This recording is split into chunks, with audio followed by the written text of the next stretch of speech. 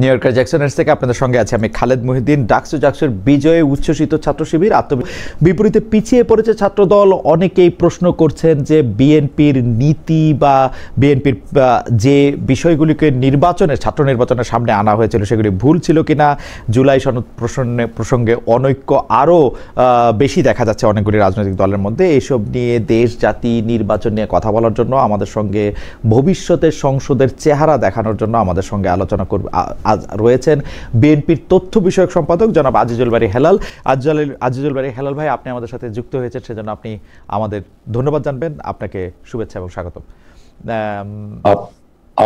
ধন্যবাদ। আমাদের সাথে আরও রয়েছেন বাংলাদেশ সুপ্রিম কোর্টের আইনজীবী অ্যাডভোকেট মোহাম্মদ শিশির মনির। অ্যাডভোকেট মোহাম্মদ শিশির মনির সুনামগঞ্জের শাল্লা থেকে আমাদের সাথে যুক্ত হয়েছেন। আপনাকে অনেক ধন্যবাদ অ্যাডভোকেট শিশির মনির, আপনার ব্যস্ততা এবং অন্যান্য কাজকর্মের মধ্যেও আপনি আমাদের সময় দিয়েছেন, সেজন্য আপনি আমাদের শুভেচ্ছা এবং ধন্যবাদ জানবেন। আমি প্রথমেই একটু হেলাল ভাই আপনার কাছে যেতে চাই। হেলাল ভাই, আমরা একটু পুরনো প্রসঙ্গ ধরে, মানে আজ থেকে ঠিক এক সপ্তাহ আগে ডাকসু ইলেকশনটা হয়েছিল। ডাকসু ইলেকশনের এক ধরনের রেজাল্ট হয়েছে, তারপর আবার ডাকসু হয়েছে, এই ব্যাপারগুলি সবারই জানা। কিন্তু আমি সরাসরি প্রশ্ন করতে চাই যে এই ডাকসু ইলেকশনে অনেকেই বলছেন এক ধরনের ভরাডুবি হয়েছে ছাত্রদলের, যে ছাত্রদল অনেক বেশি স্ট্রং থাকার কথা।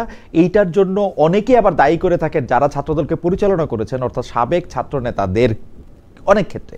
সেই ক্ষেত্রে এই দায় আপনার উপরেও এসে পড়ে কিনা, এবং আপনি মনে করেন কিনা যে ছাত্র দল যে ক্যাম্পেইন করেছে বা ক্যাম্পেইনের মধ্যে যে বিষয়গুলি সামনে এনেছে সেগুলি ভুল ছিল, বা ছাত্রদের ভোট চাওয়ার ক্ষেত্রে, ভোট পরিকল্পনার ক্ষেত্রে ভুল ছিল, অথবা সারা দেশে বিএনপি যেসব কারণে সমালোচিত হচ্ছে, অর্থাৎ চাঁদাবাজি, দুর্নীতি, প্রশাসনের হস্তক্ষেপ, সেইটার প্রভাব হলো। আপনি কি মনে করছেন হেলাল ভাই? ধন্যবাদ। আপনি একটা প্রশ্ন করছেন, এটা অনেক তাৎপর্যপূর্ণ প্রশ্ন। এটা উত্তর দিতে গেলে আমাকে একটু সময় দিতে হবে। আমি বলতে চাচ্ছি যে আপনি বলছেন যে সাবেক ছাত্র নেতা বা বিএনপির উপরে দায় বর্তায় কিনা। আমি প্রথমে মনে করি যে victory has many father's but defeat is orphan. আপনি জানেন, এখন সেই ডিফিটটা কি ছাত্র দলের হয়েছে আর উইনটা কি ছাত্র শিবিরের হয়েছে, এই প্রশ্ন আমি প্রথমে যাব। দেখেন, ছাত্র শিবিরের নিজের নামে কিন্তু তিনি ইলেকশনটা করতে পারেননি, অর্থাৎ রাজনৈতিকভাবে ছাত্র শিবিরের জয়লাভ হয়েছে এটা কখনো বলা যাবে না। তাকে একটা ঐক্য করতে হয়েছে, সেই ঐক্যটা করেছে আপনার পরাজিত যে মাফিয়ারা ছিল ছাত্রলীগ, সেই ছাত্রলীগ ছাত্র শিবিরের মধ্যে যে ঐক্যটা গত 17 বছর ধরে তারা চালিয়ে যাচ্ছিল। অর্থাৎ আপনার গত 17 বছরে ছাত্র শিবির এবং ছাত্রলীগ ক্যাম্পাসে ছিল, কিন্তু ঢাকা বিশ্ববিদ্যালয়ের ছাত্রদল 1 সেকেন্ডের জন্য গত 17 বছর ক্যাম্পাসে থাকতে পারেনি। এইখানে ছাত্র শিবিরের একটা অ্যাডভান্টেজ পয়েন্ট রয়েছে। এবং দেখা গেছে 5ই আগস্টের পরে যখন পরিবর্তন হলো, তখনও ছাত্রলীগের সব ছেলেপেলে যে ক্যাম্পাস থেকে বেরিয়ে গেছে তা না, অধিকাংশ ছাত্রলীগের ছেলেরা ক্যাম্পাসে আবার ছাত্র শিবিরের সাথে ওই আগের মতো যোগবদ্ধ ভাবে ছিল।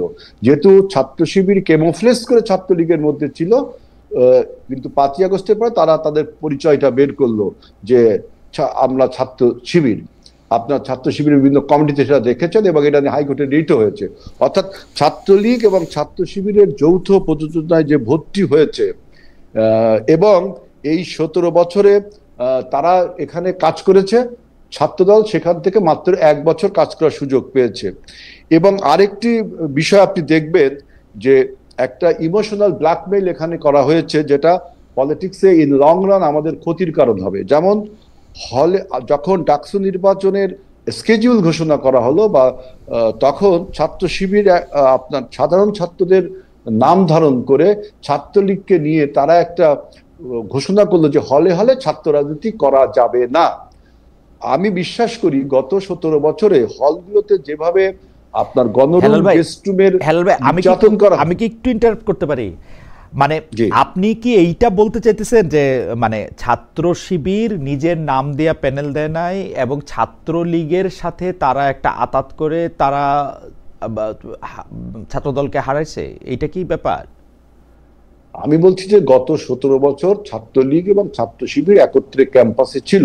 5ই আগস্টের পরিবর্তনের পরে তাদের না, সেই একত্রে কি ছিল? অ্যালায়েন্সটা রয়ে একত্রে যায়। কি ছিল হেলাল ভাই? ওই ক্যামোফ্লেজ করেছিল। আপনি দেখছেন যখন ছাত্র শিবিরের কমিটি ডিক্লেয়ার করা হচ্ছে তখন বলা হচ্ছে যে অমুকে ছাত্রলীগের হ্যাঁ কলা ভবনের অমুক ছিল। যেমন হ্যাঁ, ফরাদের তাহলে- বিষয়ে বলা হয়েছে, ফলাদের বিষয়ে বলা হয়েছে তাহলে- সমাজ কল্যাণ ইনস্টিটিউটের সে সেক্রেটারি ছিল ছাত্রলীগের। হ্যাঁ, তাহলে- এটার জন্য রিটও হলো, আপনি এটার জন্য রিটও হলো। রাইট। সুতরাং আমি বলছি তারা একটা কৌশল অবলম্বন করেছে। মানে আপনি জানেন যে কোন মানে কৌশলই আমি আমি আমি আমি যদি এখন ছাত্রলীগের কমিটিতে থাকছে বলে ফরহাদ সাহেবকে এবং সাদিক কায়েম সাহেবকে বলিও, তাহলে তাতে কি তারা এটা ভোটে কোনো অ্যাডভান্টেজ পাবে? মানে এটা আমি আপনার আওয়ামী লীগে ছাত্রলীগের- আমি আওয়ামী লীগে লুকায় ছিলাম, এখন আওয়ামী লীগ আমার ভোট দিবে, এগুলি যুক্তির কথা হেলাল ভাই? আপনি যুক্তির কথা এই জন্য যে ছাত্রলীগের ভিতরে ছাত্র শিবির ক্যামোফ্লেজ করেছিল। ছিল যখন ছাত্র শিবির 5ই আগস্টের পর নিজের পরিচয়টা বের করলো তখন ছাত্রলীগের আশ্রয়স্থল হয়ে গেল ছাত্র শিবির।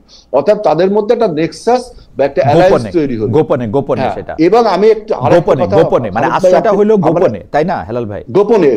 কিন্তু আপনি আরেকটা কথা আপনি বলতে বিএনপি পারেননি। যে প্রকাশ্যে আওয়ামী লীগের আশ্রয় দিয়ে আসলো সেইটার কি হবে গত এক না, বছর আপনি ধরে? বলছেন ডাকসু নির্বাচনে, আচ্ছা, ডাকসু নির্বাচনে, বিএনপি প্রকাশ্যে আওয়ামী লীগকে সাপোর্ট দিচ্ছে এরকম একটা দেখান। বরঞ্চ আমাদের জামাত ইসলামের আমির শফিকুর রহমান সাহেব প্রথমেই বলেছে যে আওয়ামী লীগকে ক্ষমা করা যেতে পারে, অতএব আওয়ামী লীগকে ক্ষমা করতে হবে। এবং প্রেস ক্লাবে তাদের দহরম মহরম দেখেছি। এবং বাংলাদেশে এখনো আওয়ামী লীগ পুনর্বাসনে জামাত ইসলামে যে কাজ করছে, যা আমরা যারা প্রান্তিক পর্যায়ে কাজ রাজনীতি করি, শিশির মনিরও প্রান্তিক পর্যায়ে কাজ করে, কিভাবে আপনার আওয়ামী লীগকে বিভিন্ন ভাবে শেল্টার দেওয়া হচ্ছে এটা আমরা দেখেছি। আপনি যদি সময় দেন তাহলে আমি এটা নিয়ে না একটা আচ্ছা ঠিক বক্তব্য আছে, দিতে পারি। মানে ব্যাপারটা হলো কি যে জামায়াত যেহেতু আওয়ামী লীগের সাথে একটা দহরম মহরম আছে, ছাত্রলীগের সাথে যাতে ছাত্র শিবিরের একটা দহরম মহরম আছে, এই জন্য তারা ডাকসুতে জিতছে, ব্যাপারটা কি এরকম? এবং ডাকসুতে যে ভোটের ব্যবধানটা দেখেন, এই ব্যবধানটা কিন্তু এত হওয়ার কথা মানে না। ওরা এই জন্য দিচ্ছে এটা আমি বুঝলাম, হয়েছে। কিন্তু ছাত্রদল হারলো কেন? ছাত্রদল তো এক সময় সবার সাথেই আমি তো বললাম যে আমরা 17 বছর কাজ করতে পারিনি, মাত্র 1 বছর কাজ করেছি। সেখানে আরেকটা বিষয় আপনি যেটা বলতে দেননি, যে হলে হলে ছাত্র রাজনীতি বন্ধ করতে হবে। একটা ইসলামী ছাত্র শিবির সাধারণ ছাত্রদের নাম করে এই ন্যারেটিভটা তুলেছিল। এবং আমি বলছি যে 17 বছরের হলগুলোতে যে গণরুম গেস্টরুমে যে নির্যাতন, সেখানে ছাত্ররা একটা ট্রমাটাইজ ছিল যে আসলে যদি হলে হলে ছাত্র রাজনীতি হয় তাহলে তো মনে আবার সেই অবস্থা ফিরে যাবে। এই যে তাৎক্ষণিক একটা ইমোশনটা ছাত্রদের ইমোশনটা, কিন্তু এইটা তো কাজে লাগিয়েছে। এবং ছাত্র আমার বক্তব্যটা শেষ আমার বক্তব্যটা শেষ করলে আপনি বুঝবেন। আমি যখন এবং আমরা তখন লঙ্গার ভার্সন চিন্তা করলাম যে হলে হলে ছাত্র রাজনীতি না করলে ছাত্র রাজনীতির ভবিষ্যৎটা কি, আপনি খালি কোথায় করবেন, ক্যাম্পাসে কোথায়? ক্যাম্পাস বলতে তো হল, আপনি ঢাকা বিশ্ববিদ্যালয়ের ছাত্র, মানে হলের ছাত্র রাজনীতি বন্ধ করার যে অযৌক্তিক একটা কথা তারা বলেছিল, এবং ওইখানে একটা 17 বছরের যে ট্রমা ছাত্রদের, ওই আবেগটা ছাত্ররা তখন কাজ করেছে। কিন্তু ছাত্রদল বিপরীতে গেল, লঙ্গার ভার্সন চিন্তা করলো যে না, হলে হলে ছাত্র রাজনীতি করতে হবে, এই জন্য আমরা কমিটিও দিলাম। এইখানে ছাত্র শিবির বা ছাত্রলীগ একটা আপনার একটা তাৎক্ষণিক একটা ইমোশনকে তারা আমরা এটা বিস্তারিত আলাপে আসবো না, কিন্তু মোটামুটি ভাবে ছাত্র দলের ক্যাম্পেইনে কোনো ভুল ছিল না, ছাত্র দলের অন্য কার্যক্রমে বা কোনো ভুল ছিল না, বিএনপির কোনো সমালোচিত বা বিতর্কিত কোনো কার্যক্রমেরও কোনো প্রভাব ছিল না, যা মানে আমি বুঝলাম আর কি আপনার কথায়, যে ডাকসুতে এটা হচ্ছে কারণ ইসলামী ছাত্র শিবির আর ছাত্রলীগে এক হয়ে গেছিল, ছাত্র দলকে রাজনীতি করতে দেয় নাই, তারপরে হলে কমিটি করতে দেয় না, এই জন্যই তো, আর বাকি সব ঠিক ছিল।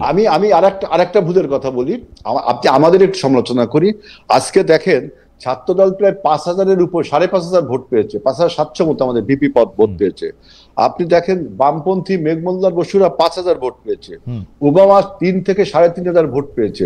আমরা যদি এই অ্যালায়েন্সটা করতাম তাহলে তো ওদের অ্যালায়েন্স পারতো না। আপনাদেরকে এই আমাদের এই দুর্বলতা আপনি বলতে পারেন। আপনারা অ্যালায়েন্স করতাম মানে কি, আপনাদের সাথে কেউ অ্যালায়েন্স করতে চাইছে কিনা?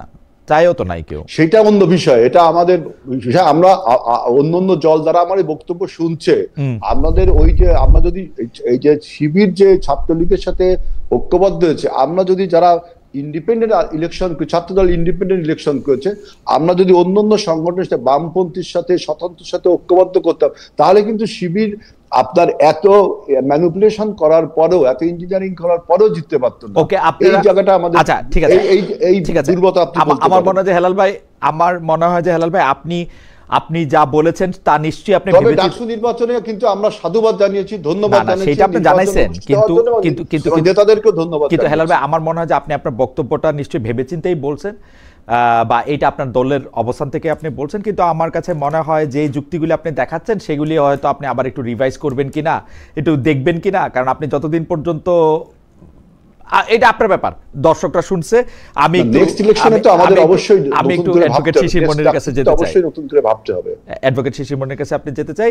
খালি আমি একটু বলে রাখি হেলাল ভাই, আপনি ইউনিভার্সিটিতে আমার শুধু বড় ভাই নন, আপনি বিভিন্ন বিষয়ে আপনার সাথে আমার অনেক কথা, আপনার যুক্তি আমার পছন্দ হয় না, এটা আমি খালি বলে রাখলাম আর কি। যাই হোক, আমি একটু অ্যাডভোকেট শিশির মনির কাছে একটু যাই। অ্যাডভোকেট শিশির মনির, আপনারা যে ডাকসু এবং জাকসুতে এরকম একটা জয় পেল, আপনারা বলতে ইসলামী ছাত্র শিবির যে পেল, আমি যদি জামায়াত ইসলামী কে মনে করি যে একটা প্যারেন্ট অর্গানাইজেশন বা একটা বড় অর্গানাইজেশন, সেই অর্থে আমি বলতেছি, বা আপনি নিজে আগে ইসলামী ছাত্র শিবির করতে, সেই অর্থে বলতেছি, মানে কোনো ইয়া করার জন্য না। তো সেই ক্ষেত্রে আপনি কাকে আসলে বেশি ক্রেডিট দিবেন, যে এটা কিসের জন্য, মানে আপনাদের আসলে এই জয়ের পেছনে সবচেয়ে বড় নিয়ামক ভূমিকা কে পালন করছে? আমার প্রশ্নটার আরেকটু ছোট্ট লেজ আছে, লেজটা হচ্ছে এরকম, আমরা কিন্তু জানি ইসলামী ছাত্র শিবির বা জামায়াতে ইসলামী কিরকম করে জীবন পরিচালনা করবে, তারা একটা নির্দিষ্ট একটা কাঠামোর মধ্যে, একটা নিয়ম কানুনের মধ্যে, আপনি নিজেও বড় নেতা আছেন, ছিলেন, সেটা আপনি জানেন।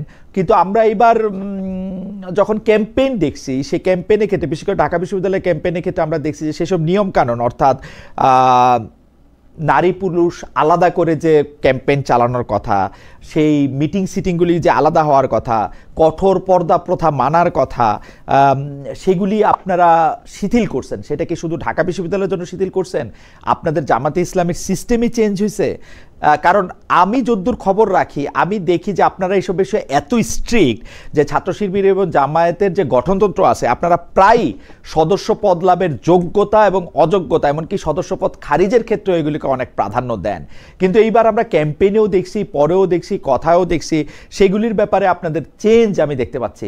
আমার প্রশ্নের দুটি অংশ, একটি হচ্ছে যে আপনি কৃতিত্ব কারে দিবেন, দুই হচ্ছে এই পরিবর্তন যে আমি দেখতে পাচ্ছি, এই পরিবর্তন কি জামায়াতে ইসলামী বা ইসলামী ছাত্র শিবিরেরই পরিবর্তন, নাকি এটা শুধু আপাত পরিবর্তন ডাকসু নির্বাচনকে বা জাকসু নির্বাচনকে সামনে রেখে? অ্যাডভোকেট শিশির মনির।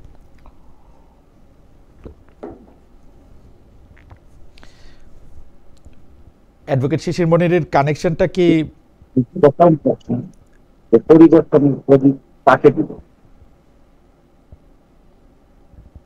যে অ্যাডভোকেট শিশির মনির, এখন আমরা আপনাকে শুনতে পাচ্ছি, আপনি একটু জোরে বলবেন। হ্যাঁ, আপনি প্রথমে কৃতিত্বটা একটু বললেন।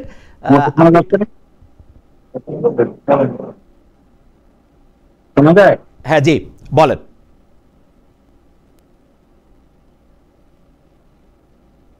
এই পরিবর্তনের প্রথম ক্রেডিট দিব আমি ক্যান্ডিডেটের, যে ক্যান্ডিডেট তারা চুজ করেছে, যে ধরনের ক্যান্ডিডেট চুজ করা হয়েছে, এই ক্যান্ডিডেট এখানে একটা বিরাট ফ্যাক্টর হিসেবে কাজ করেছে বলে আমার আন্ডারস্ট্যান্ডিং হয়েছে। আপনি দেখবেন ছাত্র শিবিরের পক্ষ থেকে কিংবা এই প্যানেলের পক্ষ থেকে যাদেরকে ক্যান্ডিডেট ফিক্স আপ করা হয়েছে, তারা শুধুমাত্র শিবিরের লেন্স দিয়ে তাদেরকে দেখলে হবে না। তারা বিশ্ববিদ্যালয় ক্যাম্পাসে ভালো ছাত্র, তাদের একাডেমিক ক্যারিয়ার আছে, তারা এক্সট্রা কারিকুলার অ্যাক্টিভিটিতে অনেক ভালো পারফর্ম করেছেন, তাদের track record in the university is very good and clean. 5 আগস্টের পরে তারা ছাত্রদের জন্য অনেক কল্যাণকর কাজ করেছেন, যে কাজগুলো ছিল ক্রিয়েটিভ, ইনোভেটিভ এবং ইনক্লুসিভ। এই কাজগুলো করার মাধ্যমে তারা তাদের ক্রেডিবিলিটি প্রমাণ করেছে এবং এটা অ্যাকসেপ্টেড হয়েছে widely by the university students. এবং যে প্যানেলটা ঠিক করা হয়েছে, এই প্যানেলের মধ্যে একটা ইনক্লুসিভনেস ছিল। এই ইনক্লুসিভনেসটা এখানে গুরুত্বপূর্ণ ভূমিকা পালন করেছে বলে আমি মনে করি। একই সাথে অ্যাডভোকেট শিশির মনির, আমার একটা ছোট্ট জিজ্ঞাসা আছে। একটা হচ্ছে যে ক্যান্ডিডেট চুজ করা হয়েছে, তাকে আপনি বড় কৃতিত্ব দিচ্ছেন। একটা হচ্ছে ক্যান্ডিডেট চুজ করা হচ্ছে, সেটাকে আপনি বড় কৃতিত্ব দিচ্ছেন। এই ক্যান্ডিডেটটা চুজ করার ক্ষেত্রে কি প্রক্রিয়া অনুসরণ করা হয়েছে সেটাও যদি একটু বলতেন, এটাকে মানে এটা কিভাবে করা হয়েছে। আর দুই হচ্ছে ছাত্রদের কল্যাণের জন্য যেসব কাজ করা হয়েছে। অ্যাডভোকেট শিশির মনির, আপনি কি আমাকে শুনতে পাচ্ছেন?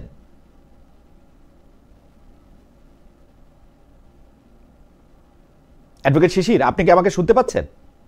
শুনতে পাচ্ছি। আমার দুইটা প্রশ্ন, ক্যান্ডিডেটটা কিভাবে চুজ করা হয়েছে সেটাও যদি একটু বলতেন, প্রক্রিয়াটা কি অনুসরণ করা হয়েছে। দুই, ছাত্রদের কল্যাণের জন্য ছাত্রদের কল্যাণের জন্য যে কাজগুলি করা হয়েছে সেইটার ব্যয় তো আছে কিছু। অনেকেই বলছেন যে কোটি কোটি কোটি টাকা জামায়াতে ইসলামী ছাত্র শিবিরকে দিয়েছে। এই ব্যাপারটাও যদি একটু আমাদের বলতেন যে এই টাকা আসলে কত টাকা খরচ হয়েছে, কিভাবে এই টাকাগুলি এসেছে এই ছাত্রদের কাছে।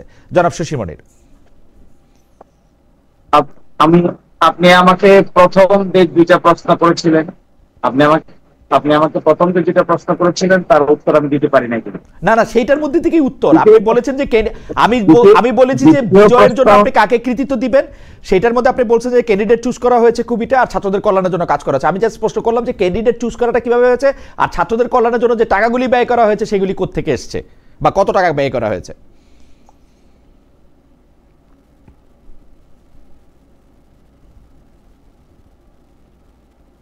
আপনি তো আমাকে দুটো প্রশ্ন করেছিলেন, একটা প্রশ্নের উত্তর দিতেই আপনি আবার আরেকটা প্রশ্ন করেছেন, আরেকটা প্রশ্ন। শিশির মনির, আমি কিন্তু যেই দুইটা প্রশ্ন করছি, আপনি হয়তো আমাকে ভালো শুনতে পাচ্ছেন না। আমি যেই দুইটা প্রশ্ন করেছি সেই দুইটা প্রশ্নই আছে। আপনারা কৃতিত্ব কাকে দিবেন, যে ক্যাম্পেইনের রীতি আপনারা অনুসরণ করছেন সেটা সমস্ত জামাত ইসলামীর জন্যই আপনারা অনুসরণ করবেন কিনা, নাকি এটা ডাকসুর জন্য কাস্টমাইজ। আর যে কৃতিত্বের প্রশ্নে আপনি উত্তর দিয়েছেন, ক্যান্ডিডেট চুজ করা ভালো হয়েছে। দুই হচ্ছে আপনাদের যারা ছাত্র কল্যাণে অনেকগুলি কাজ করা হয়েছে। আমার প্রশ্ন এই দুইটা কিভাবে করা হয়েছে, কত টাকা ব্যয় করা হয়েছে, ওইটা যদি একটু বলে দ্বিতীয় প্রশ্নে আসেন। আমি নতুন প্রশ্ন করি নাই।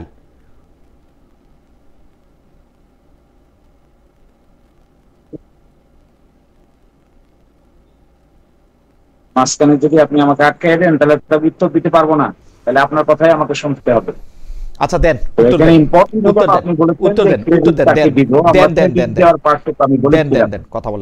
বলতেছেন যে এটার ব্যয় কোথা থেকে এসেছে। আপনি দেখবেন ছাত্র শিবির এমন একটা অর্গানাইজেশন, তার নিজস্ব ফাইন্যান্সিয়াল মেকানিজম আছে এবং নিজস্ব ইন্ডিপেন্ডেন্ট স্ট্রং মেকানিজম আছে। এই মেকানিজমটা আপনি ভিতর থেকে না দেখলে বুঝতে পারবেন না। This is a very beautiful mechanism. এবং আর্থিক কারণে তারা যেভাবে অর্থনৈতিক বিষয়টাকে যেভাবে ম্যানেজ করে, সংগঠনের সদস্যদের, সাথীদের, শুভাকাঙ্ক্ষীদের কাছ থেকে যেভাবে কন্ট্রিবিউশন তারা নেয় এবং যে ট্রান্সপারেন্ট অ্যাকাউন্টেবল মেকানিজমে তারা এগুলো মেনটেন করে, এগুলো ভেরি ইনোভেটিভ আইডিয়া তারা এখানে ইনক্লুড করেছে। এটাও তার একটা ক্যাপাসিটি যে ছাত্র শিবির তার ফাইন্যান্সিয়াল পার্টটুকুকে এত স্মুথলি ডিল করে, যে স্মুথলি ডিল করার কারণে তাদের মধ্যে ফাইন্যান্সিয়াল বিষয়টা খুবই ট্রান্সপারেন্ট অ্যাকাউন্টেবল ওয়েতে যেহেতু ম্যানেজ হয়, এটাকে নিয়ে কোনো প্রশ্ন থাকে না, কোনো ধরনের কোনো উদ্বিগ্নতা থাকে না, কোনো ধরনের কোনো এলিগেশন থাকে না। ফলে ছাত্র শিবিরের ফাইন্যান্স আপনি যদি অডিট করতে চান, আপনি অডিট রিপোর্ট দেখতে পাবেন। ওই অডিট রিপোর্ট দেখলে আপনি বুঝতে পারবেন কিভাবে আয় হলো আর কোথায় ব্যয় হলো। এবং I hope you will be satisfied to go through their audit report, yearly audit, 6 monthly audit এবং 3 মাসের অডিট। আমার ধারণা, আমি যখন এই সংগঠনে ছিলাম, এত ট্রান্সপারেন্ট মেকানিজমে ফাইন্যান্সিয়াল সিস্টেম বিল্ড আপ করা হয় এবং কন্টিনিউ করা হয়, এটার প্যারালাল আরেকটা এক্সাম্পল সম্ভবত আমাদের দেশে আপাতত কেউ এস্টাবলিশ করতে পারে নাই। This is what is an internal beauty. আর সেকেন্ড বলছেন যে জামায়াত ইসলামীর পলিসিতেই পরিবর্তন হয়েছে না অনলি শিবির। যে ইনক্লুসিভনেস এর কথা আমরা বলে আসছি, যে আমার ভাই একটু আগে যে কথাগুলো বলেছেন, এটা যে ডিনায়াল মোড, আমি মনে করি ডিনায়াল মোড কোনো আন্ডারস্ট্যান্ডিং এর জন্য ভালো মোড না। একটা প্যানেল বিজয়ী হয়েছে, এখন তারা দেখছেন এখানে কার সাথে আঘাত করা হয়েছে, কি ধরনের ক্যান্ডিডেট ঠিক করেছেন তা কি প্রশ্ন করেছেন? যে ধরনের ক্যান্ডিডেট তারা দিয়েছেন তাদের প্রি ক্রেডেন্সিয়ালস আছে একাডেমিক, তা কি টেস্ট করেছেন? যাদেরকে তারা ফিক্স করেছেন তারা কি ধরনের এজেন্ডা ফিক্স আপ করেছেন, এই প্রশ্ন করেছেন? তারা কি এই প্রশ্ন করেছেন যে 5ই আগস্টের পরে ছাত্রদের জন্য ছাত্র বান্ধব কি কি কাজ তারা করেছেন এটাকে অ্যানালাইসিস করেছেন? এই অ্যানালাইসিস না করে যদি আপনি ষড়যন্ত্র তত্ত্ব দাঁড় করাতে পারবেন, কিন্তু ডিনায়াল মোডে কোনোদিন সত্যের দেখা খুঁজে পাবেন না। ফলে আমি মনে করি এই যে একটা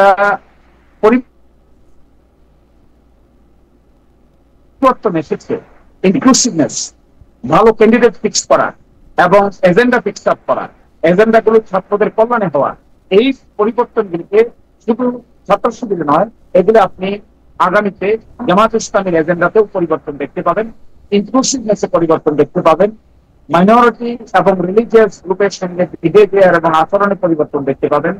এবং অবশ্যই আমরা আগামী নির্বাচনে ক্রিয়েটিভ ইনোভেটিভ আইডিয়া ইন্ট্রোডিউস করব, যা নাকি বাংলাদেশের মানুষের সামনে একটা ধর্ম, বর্ণ, শ্রেণী নির্বিশেষে নতুন রাজনৈতিক চিন্তা ভাবনার বহিঃপ্রকাশ হবে। এগুলোই আমরা আগামীতে শুধুমাত্র শিবিরে নয়, জামাত ইসলামী তার ন্যাশনাল নির্বাচনে এই এজেন্ডা গুলো প্রকাশ করবে।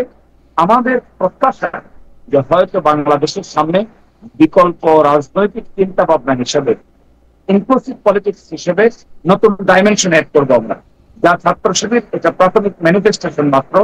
আর জামাত ইসলামী জাতীয় নির্বাচনে তা অত্যন্ত জোরসোরে পরিকল্পনা চলছে, আলোচনা চলছে, প্রিপারেশন চলছে। আপনারা দ্রুতই তার ম্যানিফেস্টেশন দেখতে পাবেন। অ্যাডভোকেট শিশির মনির, আপনি অনুমতি দিলে আপনাকে আমি আবার জিনিসটা বলি। আপনি কি শুনতে পাচ্ছেন? আপনি কানে ওইটা দিলে কি শুনতে পাবেন? অ্যাডভোকেট শিশির মনির, আমি কিন্তু শিবিরের ফিনান্সিয়াল জায়গা নিয়ে আমি প্রশ্ন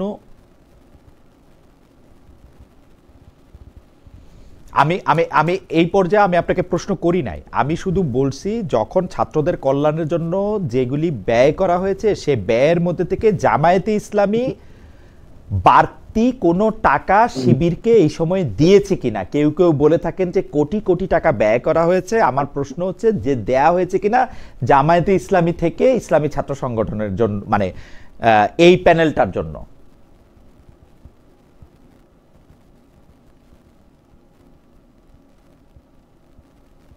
ডাকসু ইলেকশনকে সামনে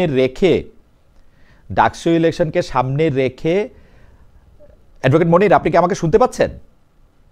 জি জি, শুনতে পাচ্ছি আমি, প্লিজ বলেন।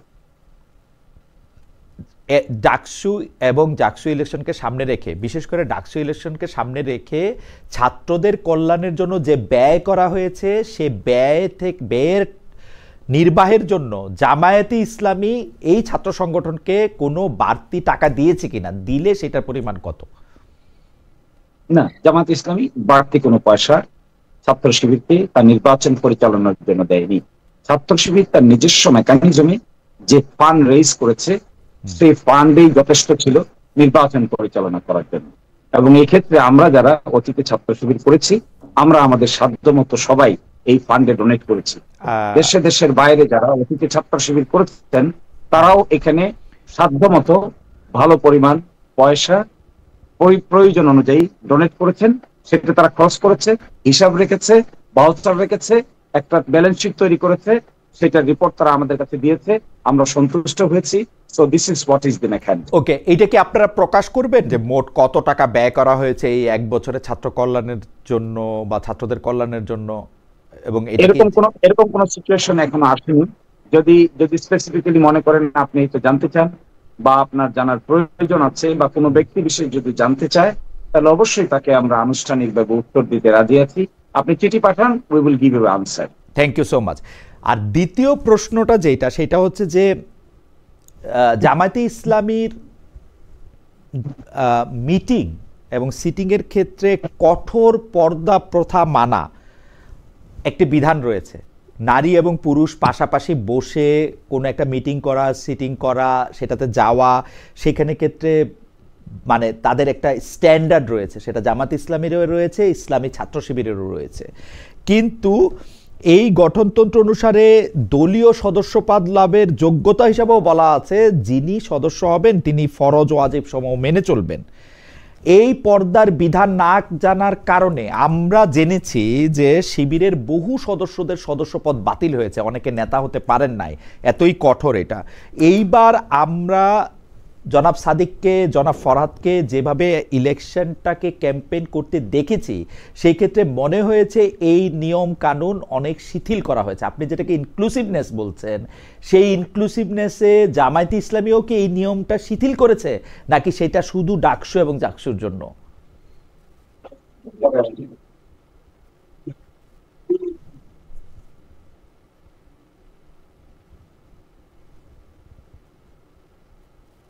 অ্যাডভোকেট মনির, আপনি যেটা বলছেন, জি, আপনি যে কথা বলছেন যে এখানে ফরজ এবং ওয়াজিবকে শিথিল করা হয়েছে, হুম, আচ্ছা কে কি পোশাক পরবে আর কে কি পোশাক পরবে না, এটা ডিটারমিন করার দায়িত্ব তো আমার বা আপনার না। একজন ব্যক্তিকে হিজাব পরবে, কে নিকাব পরবে, কে আলট্রা মডার্ন ড্রেস পরবে, এটা সম্পূর্ণ তার ব্যক্তিগত ব্যাপার এবং তার রাইট টু প্রাইভেসি।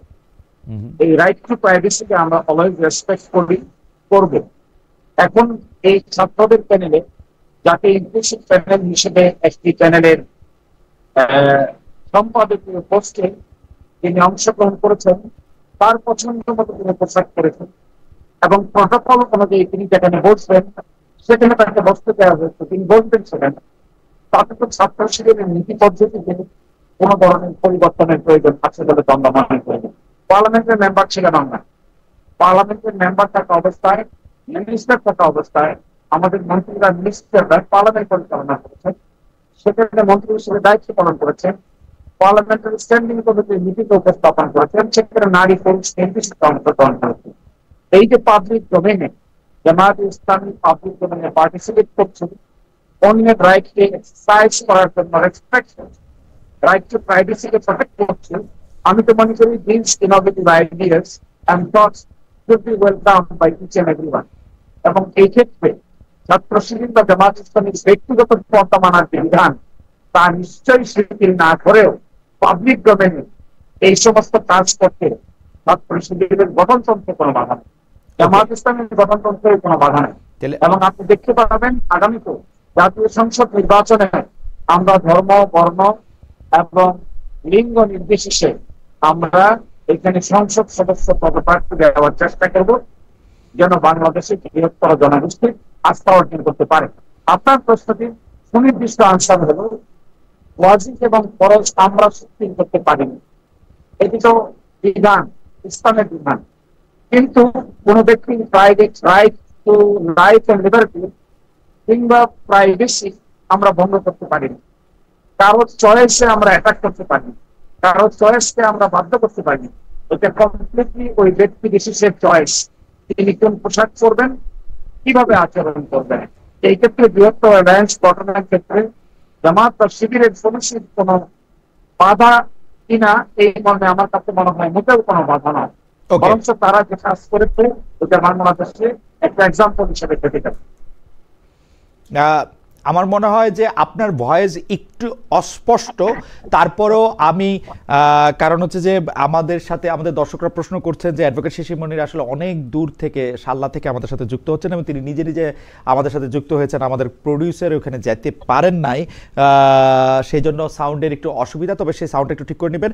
আমি যে যতটুকু জনাব শিশির মনিরকে বুঝলাম সেইটার মধ্যে তিনি বলতে চাইলেন যে এটা কে কি কোন পোশাক পরবে, কিভাবে ক্যাম্পেইন করবে, এটা তার নিজস্ব প্রাইভেসির জায়গা, এখানে জামাত শিবিরের আলাদা করে কোনো কিছু বলার নাই, পরিবর্তনের কোনো জায়গা নাই, এটা ইনক্লুসিভনেস।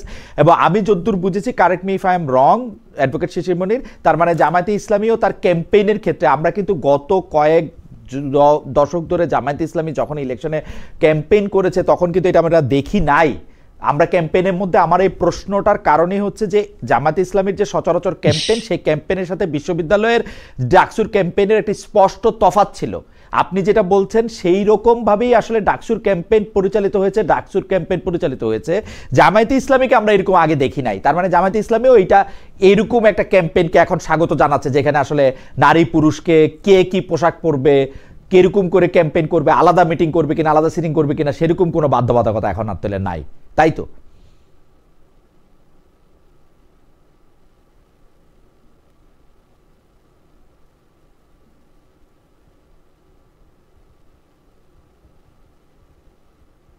আমার মনে হয় এটাই তো বিবর্তন, এইটাকেই তো বিবর্তন বলে।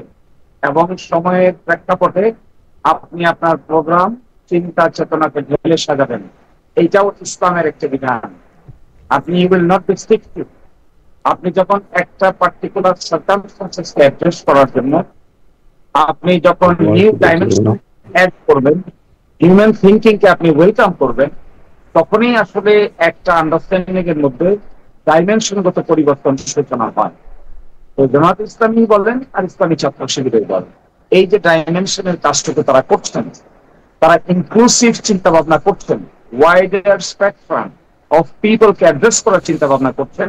আমি মনে করি this is very positive, not only in the university campus but also for the future of education. আমিও তাই মনে করি। সময়ের সাথে জামায়াতে ইসলামের এই বিবর্তন, যেটি আমরা আসলে ডাকসু এবং চাকসুর মধ্যে দেখতে পেলাম, অ্যাডভোকেট শিশির মনির বলছেন যে সেটি আসলে সেটি আসলে অ্যাকোয়ার করা হয়েছে সময়ের প্রয়োজনে এবং এর নামেই আসলে ইসলাম। এই বিবর্তনের মধ্যে দিয়ে সেটি এটি যায়। আপনাকে তো অনেক ধন্যবাদ অ্যাডভোকেট শিশির মনির। আমি একটু আমার টেকনিক্যাল প্রযোজক আবির ভাইকে একটু বলবো যে শিশির ভাইয়ের মানে সাউন্ডটা একটু ক্লিয়ার হয় কিনা সেটা যদি উনি আবার একটু দেখেন। আমরা ততক্ষণে জনাব আজিজুল বারী হেলালের সাথে একটু কথা বলতে চাই। জনাব আজিজুল বারী হেলাল,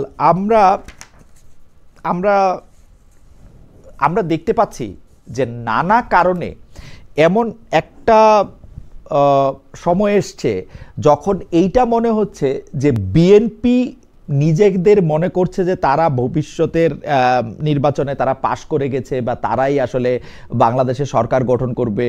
অন্যদিকে যারা অন্যান্য রাজনৈতিক দল আছে তারা মোটামুটি সবাই বিএনপির এগেনস্টেই একটা মোর্চা বা দল বা একটা জোট গঠন করতে যাচ্ছে। বিএনপি কি বাংলাদেশের রাজনীতিতে বারবার জাতীয় সরকারের কথা বললেও মাঠের রাজনীতির কারণে বা তৃণমূলের রাজনীতির কারণে বিএনপি কি একা হয়ে পড়লো? আপনার রাজনৈতিক বিশ্লেষণ কি?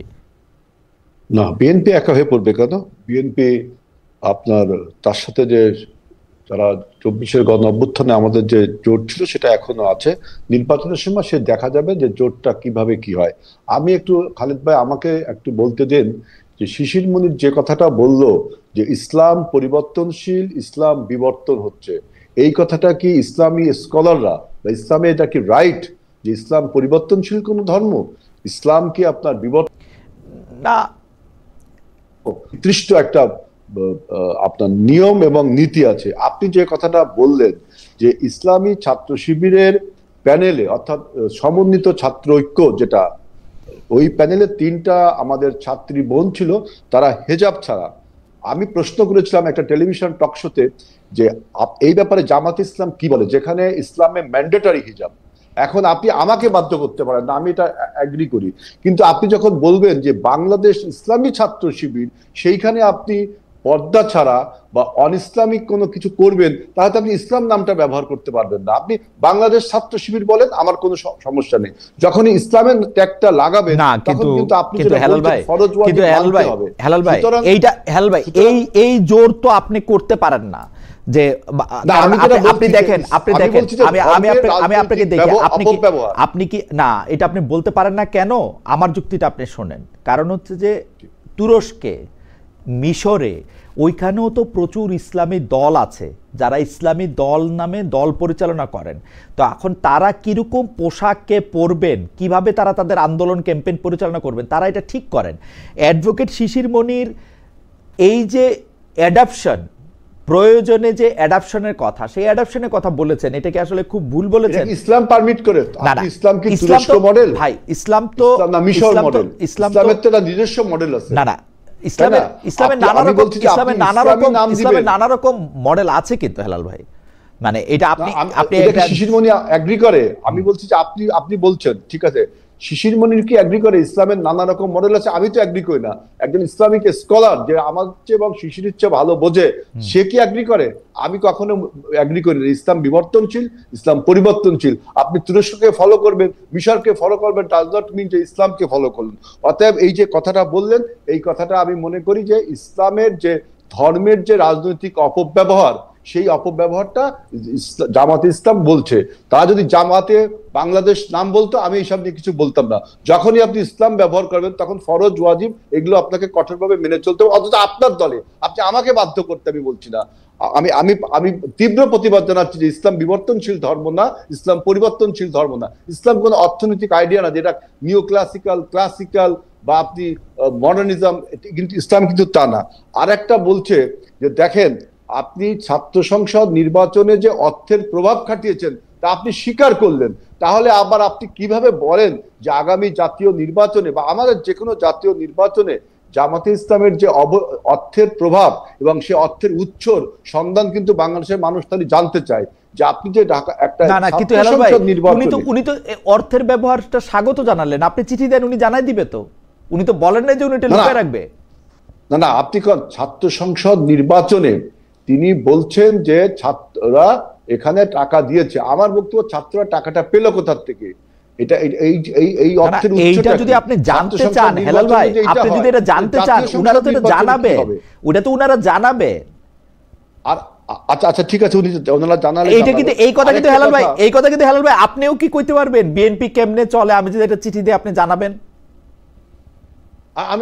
আমরা তো বলছি যে আমি আগে একবার একটা টক শোতে আপনাকে বলেছি যে আমাদের দলীয় কর্মীরা চাঁদা দেয় এবং আমরা একটা চিঠি দিলে পুরোটা দেখাবেন কিনা, একটা চিঠি দিলে পুরোটা জানাবেন কিনা উনি যেরকম বলছে? এটা আপনি আমার পার্টির কাছে জানলে অবশ্যই আমি পার্টিকে পার্সু করব তা আপনাকে জানানোর জন্য। অবশ্যই তার একটা, এবং আমরা কিন্তু নির্বাচন কমিশন।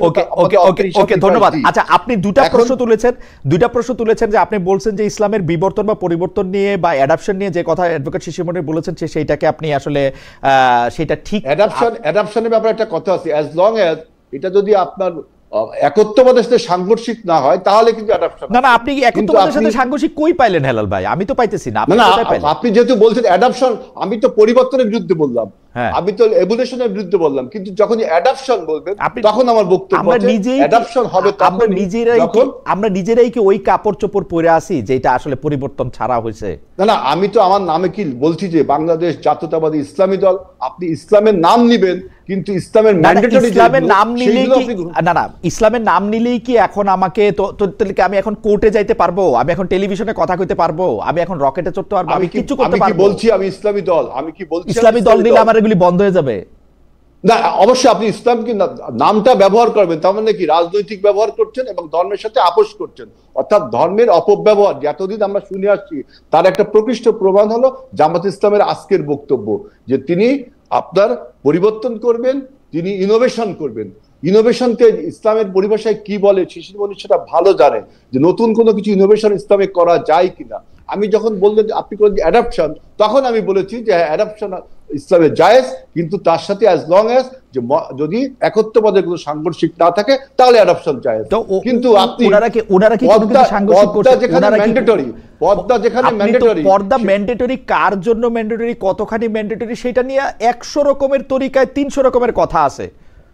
সেটাই জামাত ইসলাম বলুক যে পর্দা ম্যান্ডেটরি, এখানে কোনো তরিকা একটাই তরিকা যে পর্দা আপনাকে মানতে হবে, কিন্তু আপনি ইসলামে নাম ব্যবহার করবেন, পর্দা মানবেন না। তাহলে তো আপনার ডাবল। আমার মনে হয় হেলাল ভাই আপনার প্রশ্নটা জবাব দেওয়ার আগে আমাদের যদি অ্যাডভোকেট শিশির মনির যদি আমাদের ঠিক মতো শুনে থাকেন, অ্যাডভোকেট মনির আপনি কি একটু রেসপন্ড করবেন? উনি দুটা বিষয় একদম স্পষ্ট প্রশ্ন করেছেন। এক হচ্ছে যে আপনি যে বলেছেন যে বিবর্তন বা এই পরিবর্তন বা অ্যাডাপশন বা অভিযোজন এটা যে আপনি নেন এটা আসলে ইসলাম মানে কিনা, পর্দা সংক্রান্ত একটা জিনিস ম্যান্ডেটরি কিনা, নাকি আপনাকে ইসলামী নামটা আপনি আর ব্যবহার করতে পারবেন কিনা যখন আপনি এই অ্যাডাপশনের মধ্যে দিয়ে যান বা ইভলিউশনের মধ্যে দিয়ে যান। অ্যাডভোকেট শিশির মনির আপনি যদি খুব সংক্ষেপে একটু বলেন। আমরা আপনাকে, আমার মনে হচ্ছে আপনার এই প্রশ্নের উত্তরে আমি বলবো আমার সম্মানিত বড় ভাই আমাদের আজিজুল বারী হেলাল ভাই, সম্ভবত তিনি ইসলামের বেসিক জুরিসপ্রুডেন্স পড়ার সুযোগ পান নাই, অন্যদিকে ব্যস্ত থাকার কারণে, রাজনৈতিক কারণে অন্যদিকে সময় বেশি চলে গেছে, এই জন্য হয়তো তিনি এই প্রশ্ন উত্থাপন করেছেন। ইসলামিক শরিয়ার যে সোর্স গুলো আছে তার প্রথম সোর্স হলো কোরআন, দ্বিতীয় সোর্স হলো হাদিস, তৃতীয় সোর্স হলো ইজমা, চতুর্থ সোর্স হলো কিয়াস, পঞ্চম সোর্স হলো ইজতিহাদ। ইসলামের এই যে অ্যাডপটিভ টেন্ডেন্সি বা অ্যাডপটিভ মেন্টালিটি বা সার্কামস্টেন্সিয়াল ইন্টারপ্রিটেশন, এটি আসে ইজমা, কিয়াস এবং ইজতিহাদ থেকে। যুগে যুগে যারা মুস্তাহিদ থাকেন, যারা ইজমা এবং কিয়াস করেন, তারা ইসলামের কনটেক্সচুয়াল ইন্টারপ্রিটেশন দিয়ে থাকেন। আর যে বোনের কথা বলা হচ্ছে তিনি কি ছাত্র শিবিরের সদস্য? তিনি কি ছাত্র সংস্থার সদস্য? তাহলে তিনি কি পোশাক পরবেন তাকে ছাত্র শিবির বলে দিবে? তিনি কি পোশাক পরবেন, তা কি আজিজুল বাড়ি হেলাল ভাই বলে দিবে? আমি আচ্ছা, শিশির মনির বলে দিব? আপনার জবাবটা শেষ হইলে আমরা একটু হেলাল ভাইকে শুনতে চাই, কারণ আমরা আপনাকে একটু লম্বা সময় ধরে এবং এই ক্ষেত্রে এই জন্য আমি বলছি এটা আমি একটু প্রতিবাদ করতে চাই সম্পর্কে। খালেদ ভাই, আমাকে একটু বলার সুযোগ দিতে হবে।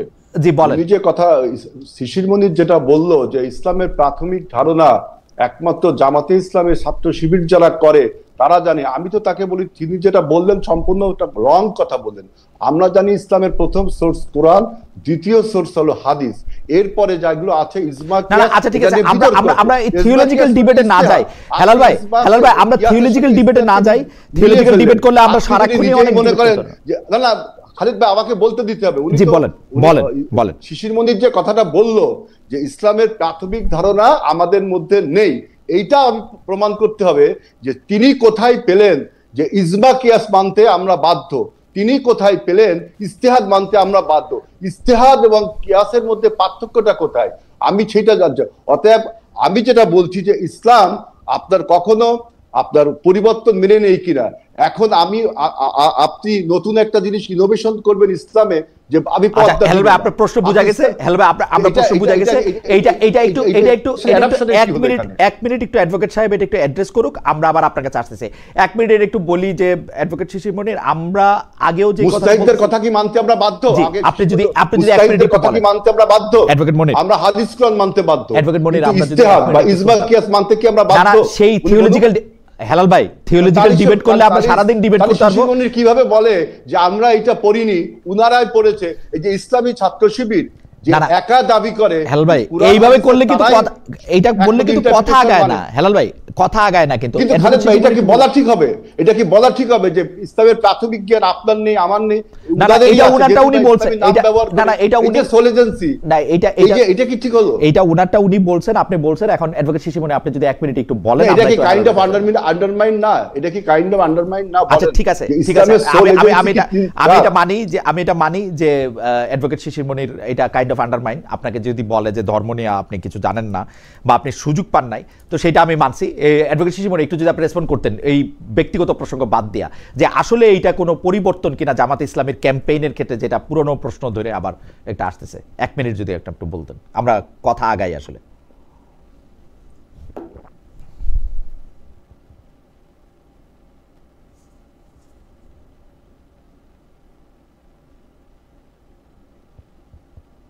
অ্যাডভোকেট মনির, কি আপনি শুনতে পাচ্ছেন আমাকে? জি অবশ্যই অবশ্যই অবশ্যই। আপনি যদি একটু মন্তব্য করতেন। জি, পরিবর্তনের এই ধাপটুকুকে যদি অ্যাকসেপ্ট করা না যায়, তাহলে রাষ্ট্র মেকানিজমে এক্সেপশনালিজম কি করে ক্রিয়েট হবে? ওকে, বিএনপি কি তার পথ চলতে গিয়ে যে ধরনের পরিবর্তনের সূচনা করছেন, আর জামায়াতে ইসলামী তার বাউন্ডারি এবং পেরিফেরির মধ্য থেকে যদি ইনক্লুসিভনেস এবং ডাইভার্সিটিকে ইনক্লুড করেন, তাহলে হেলাল ভাইদের আপত্তি কেন? ফ্যান্টাস্টিক। আমার মনে হয় অ্যাডভোকেট মনির আপনাকে এখানে আটকায়। ইসলাম ব্যবহার করলে আপত্তি থাকবে, ইসলামের ব্যবহার করেন না, আমরা আপত্তি নেই। ইসলাম ব্যবহার করলে ইসলামকে মানতে হবে। না ইসলামকে মানতে হবে। কোনটা ইসলাম এটাকে আপনি ঠিক করে দিবেন হেলাল ভাই? ইসলাম তো নানা রকম আছে। করতে পারে না। না এটা ইসলাম তো নানা রকম আছে। আপনি এই কথা থেকে একটু আগান। ইসলাম নানা রকম আছে। ইসলাম নানা রকম আছে, এই কথাটা কি শিশির মনির স্বীকার করে? শিশির মনির ইসলামিক পণ্ডিত, উনি বলেন আপনি কি না হেলাল ভাই, আপনি আমাকে বলেন, আমি থিওলজিক্যাল তর্কে যেতে চাই না। আপনি কি মনে করেন যে তুরস্ক, মিশর, সংযুক্ত আরব আমিরাত, সৌদি আরব এরা অন-ইসলামিক দেশ কোনটা? এরা চারটা মডেল অফ ইসলাম। না তারা সবাই ইসলাম, আমি সেটাই বলতেছি। তারা সবাই ইসলাম। তারা তো মালয়েশিয়া, ইন্দোনেশিয়া, তারা কি মডেলটা কি? ইসলামের মডেল রাসূলুল্লাহ সাল্লাল্লাহু আলাইহি ওয়াসাল্লাম ইসলামের মডেল। আমাদের একমাত্র সোর্স কোরআন এবং হাদিস। এইটা আপনি তুরস্ক, রাশিয়া বা আফগানিস্তান বা ইরাক এইগুলোকে তো মডেল বলতে পারেন না ইসলামের। এটা কি শিশির মনির মানে? এটা কি ইসলামের মডেল? ইসলামের মডেল একটাই, রাসূলুল্লাহ সাল্লাল্লাহু আলাইহি ওয়াসাল্লাম। আমার এটা মনে হয় না যে ইসলামের মডেল একটাই। কিন্তু হেলাল ভাই, যাই হোক, আমি শিশির মনির আমার সাথে যুক্তি দেন কোনটা বাংলাদেশের এই পৃথিবীতে কোনটা? তাহলে আপনি বলেন এই পৃথিবীতে ইসলামের মডেল কোনটা বলেন? একমাত্র রাসূলুল্লাহ সাল্লাল্লাহু আলাইহি ওয়াসাল্লাম। একমাত্র রাসূলুল্লাহ। এখন কোনটা? তাহলে এখন পৃথিবীতে ইসলাম একটাই মডেল। এখন পৃথিবীতে ইসলাম নাই। এখন কোথায় আছে? ইসলাম যে মডেল দেখাই দিয়েছেন আমাদের, সেটাই হলো ইসলাম। সেটা এখন কোথায় আছে সেটা বলেন না। এখন কোথায় আছে সেটা বলেন। এখন কোথায় আছে মানে? এই মুহূর্তে কোথায় চলতেছে সেই মডেলে? এই মুহূর্তে পৃথিবীর কোথাও চলছে যদি আমার চোখে পড়ে তাই বলবো। আমার মনে হয় না যে ইসলামিক মডেল একমাত্র এই পৃথিবীতে কোথাও ইসলামের মডেল চলতেছে না। আপনি জানেন যে সম্প্রতি হেফাজত ইসলামী বাংলাদেশের আমির শাহ মহিবুল্লাহ বাবুনগরী এরকম একটি মন্তব্য করেছেন, যে মন্তব্যটা এরকম, আমি তাকে কোট করছি, জামায়াত সরকারে আসতে পারলে কওমি, দেওবন্দি ও সুন্নিয়াত মাদ্রাসার অস্তিত্ব রাখবে না। অনেকেই বলে থাকছেন যে জামায়াতে ইসলামী আসলে যে ধরনের ইসলাম কায়েম করতে চাচ্ছে, বা জামায়াত ইসলামের একটা আলাদা কায়েম করার মতো একটা ইসলাম আছে, এটা যদি আপনি একটু অ্যাড্রেস করেন। এবং জামায়াত ক্ষমতায় আসে যদি, তাইলে গণতন্ত্র চর্চা করবে না শরিয়াত কায়েম করবে? জামায়াত সরকার নেতৃত্বে আসলে নারী অধিকার, নারীর চলন বলন, পোশাক কি হবে, এইটাও যদি আপনি একটু সংক্ষেপে বলেন অ্যাডভোকেট শিশির মনির। এই কওমি, মাদ্রাসা, তাবলিগ জামাত ইত্যাদি নিয়ে জামায়াতের অবস্থান নেতিবাচক বলে অনেকে এটা মনে করে থাকেন।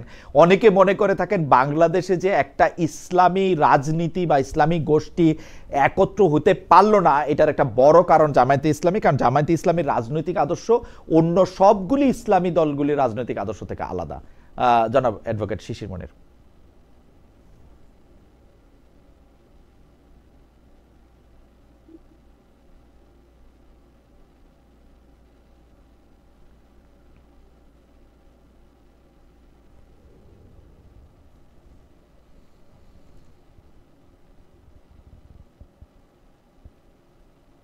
জি, এখানে একটি কথা শুধু আমি হেলালদার কথার জবাবে আমি বলতে চাই যে ঐকমত্য কমিশনে আমরা আলোচনা করেছি, তাহলে আমরা রাস্তায় গেলাম কেন, আন্দোলন করলাম কেন? তিনি প্রশ্ন করেছেন আন্দোলন করছে কেন।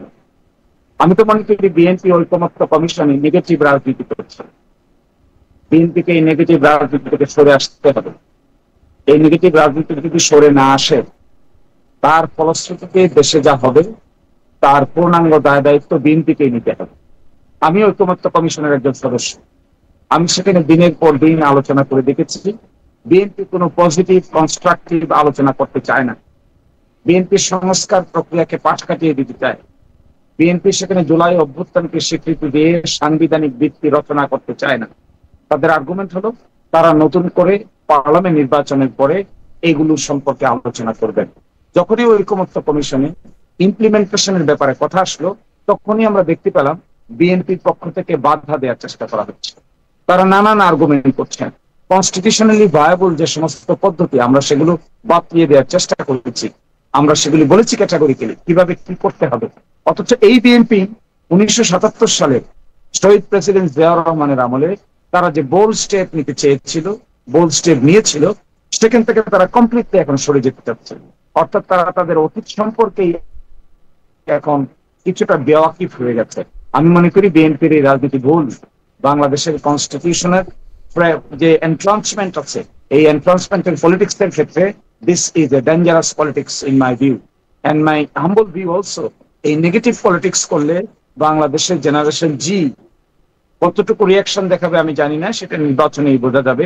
So my humble request to my senior brother not to engage in negative politics, rather to see proper, constructive, innovative politics. এরপরে আপনার সঙ্গে আমার কথা হলো, অবশ্যই না জামায়াত ইসলামী যদি ক্ষমতা এক্সারসাইজ করার সুযোগ পায়, শুধু কওমি দেওবন্দির অস্তিত্বই আমরা প্রোটেকশন দিব না। আমরা প্রত্যেকটা মাইনরিটি গ্রুপ, এথনিক গ্রুপ, সকল ধরনের মাইনরিটি কমিউনিটি যে যেখানে আছেন, যেভাবে আছেন, we will ensure their prosper, security, integrity, inclusiveness এবং তাদের এক্সক্লুসিভ আইডেন্টিটিকে আমরা অবশ্যই সম্মানের দৃষ্টিকোণ থেকে দেখব। দেখবেন আমরা ডাইভার্সিটি এন্ড ইউনিটি এই আর্গুমেন্টকে কত শক্তিশালী ভাবে ইমপ্লিমেন্ট করি। We always believe in diversity, but there is a unity. এই যে ডাইভার্সিটি একটা নেশনের মধ্যে, পার্বত্য চট্টগ্রামে যারা বসবাস করেন, হিন্দু মুসলিম যারা বসবাস করেন, আমার এলাকা ধরুন গিরাইশাল্লাহ প্রায় 40% মানুষ হিন্দু ধর্মাবলম্বী। আমি বিগত 1 বছর ধরে কাজ করছি। কোথায়? আমি আজকে যে বাড়িতে বসে আপনাকে জয়েন করছি, এটিও একটা হিন্দু মাইনরিটি কমিউনিটির বাড়িতে। আমি ইলেকশন ক্যাম্পেইনের পার্ট হিসেবে এই বাড়িতে আজকে রাত্রি যাপন করবো। আমি তো কোনো অসুবিধা দেখছি না। কোথায়? They are welcoming us, we are welcoming them. পরে কওমি বলেন, আলিয়া বলেন, হিন্দু বলেন, বৌদ্ধ বলেন, খ্রিস্টান বলেন। মহিউদ্দিন ভাই, আজকে আমি আমার এই ভাইকে সাক্ষী রেখে বলছি, যদি জামায়াত ইসলামীকে মানুষ বিশ্বাস করে, দেখবেন ক্রিয়েটিভ পলিটিক্স কাকে বলে। Okay, we will show the nation how politics can be a creative politics.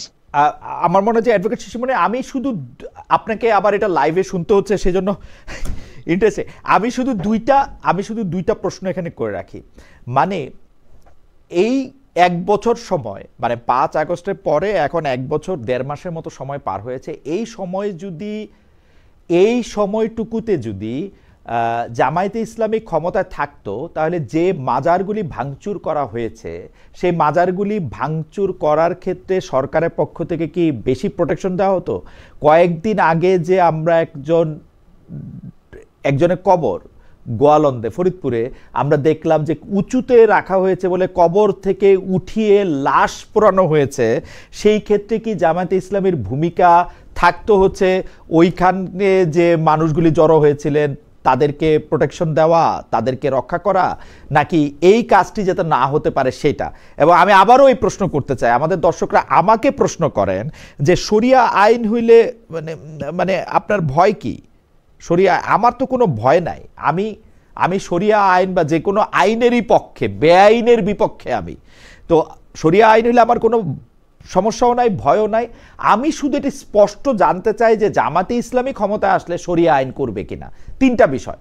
একটা বিষয় হচ্ছে, কিন্তু আমাদের সময় খুব কম, এটা যদি আপনি বলতেন জামাতে ইসলামী ক্ষমতায় থাকলেই যে বাজার ভাঙা হয়েছে অন্যান্য ধর্মাবলম্বী বা যাদেরকে আমরা কয়েকদিন আগে আমরা দেখেছি যে ঈদে মিলাদুন্নবী নিয়ে 2 পক্ষের মধ্যে একটা, তো এইসব ক্ষেত্রে জামাত ইসলামের ভূমিকাটা কি হতো? বা এই যে উঁচুতে লাশ আছে বলে লাশ কবর থেকে বের করে পোড়ানো হয়েছে, এসব ক্ষেত্রে আসলে জামাত ইসলামের ভূমিকাটা কি থাকতো?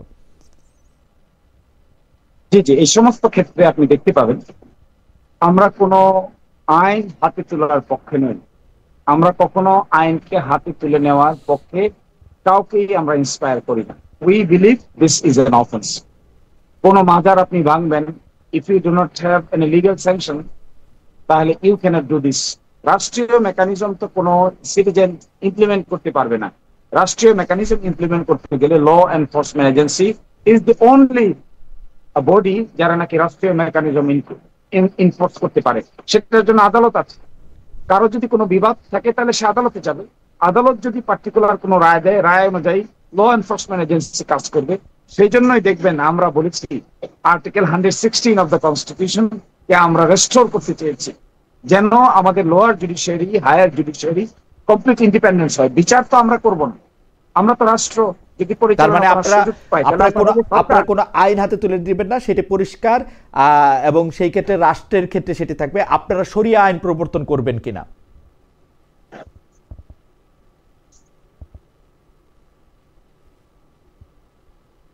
ক্ষমতায় গেলে এই প্রশ্নটির উত্তর হলো, শরিয়া সম্পর্কে একটা যে ধারণা আছে, এই ধারণাটা আসলে আমাদের দেশে একেবারেই একটা ভুল ধারণা। এই যে আমি জনাব মহিউদ্দিন ভাই আপনার সঙ্গে শিষ্টাচার মেনটেন করে একটি হিন্দু মাইনরিটি কমিউনিটির একজন ভাইয়ের বাসায় থেকে কথা বলছি, this is also part of শরিয়া। আমি যে ব্যাংকিং করছি, this is also part of শরিয়া। আমি যে ট্রান্সপারেন্সি অ্যাকাউন্টেবিলিটির কথা বলছি, this is also part of শরিয়া।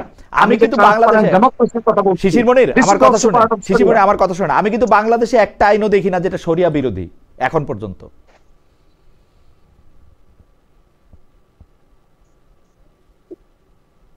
আমি কিন্তু বাংলাদেশে শরিয়া বিরোধী কোনো আইন দেখি না। তাহলে এখানে যে প্রশ্নটা করা হচ্ছে শরিয়ার 2-3টা বিধানকে নিয়ে, বলা হচ্ছে যে আই ফর আই, বলা হচ্ছে লাইফ ফর লাইফ।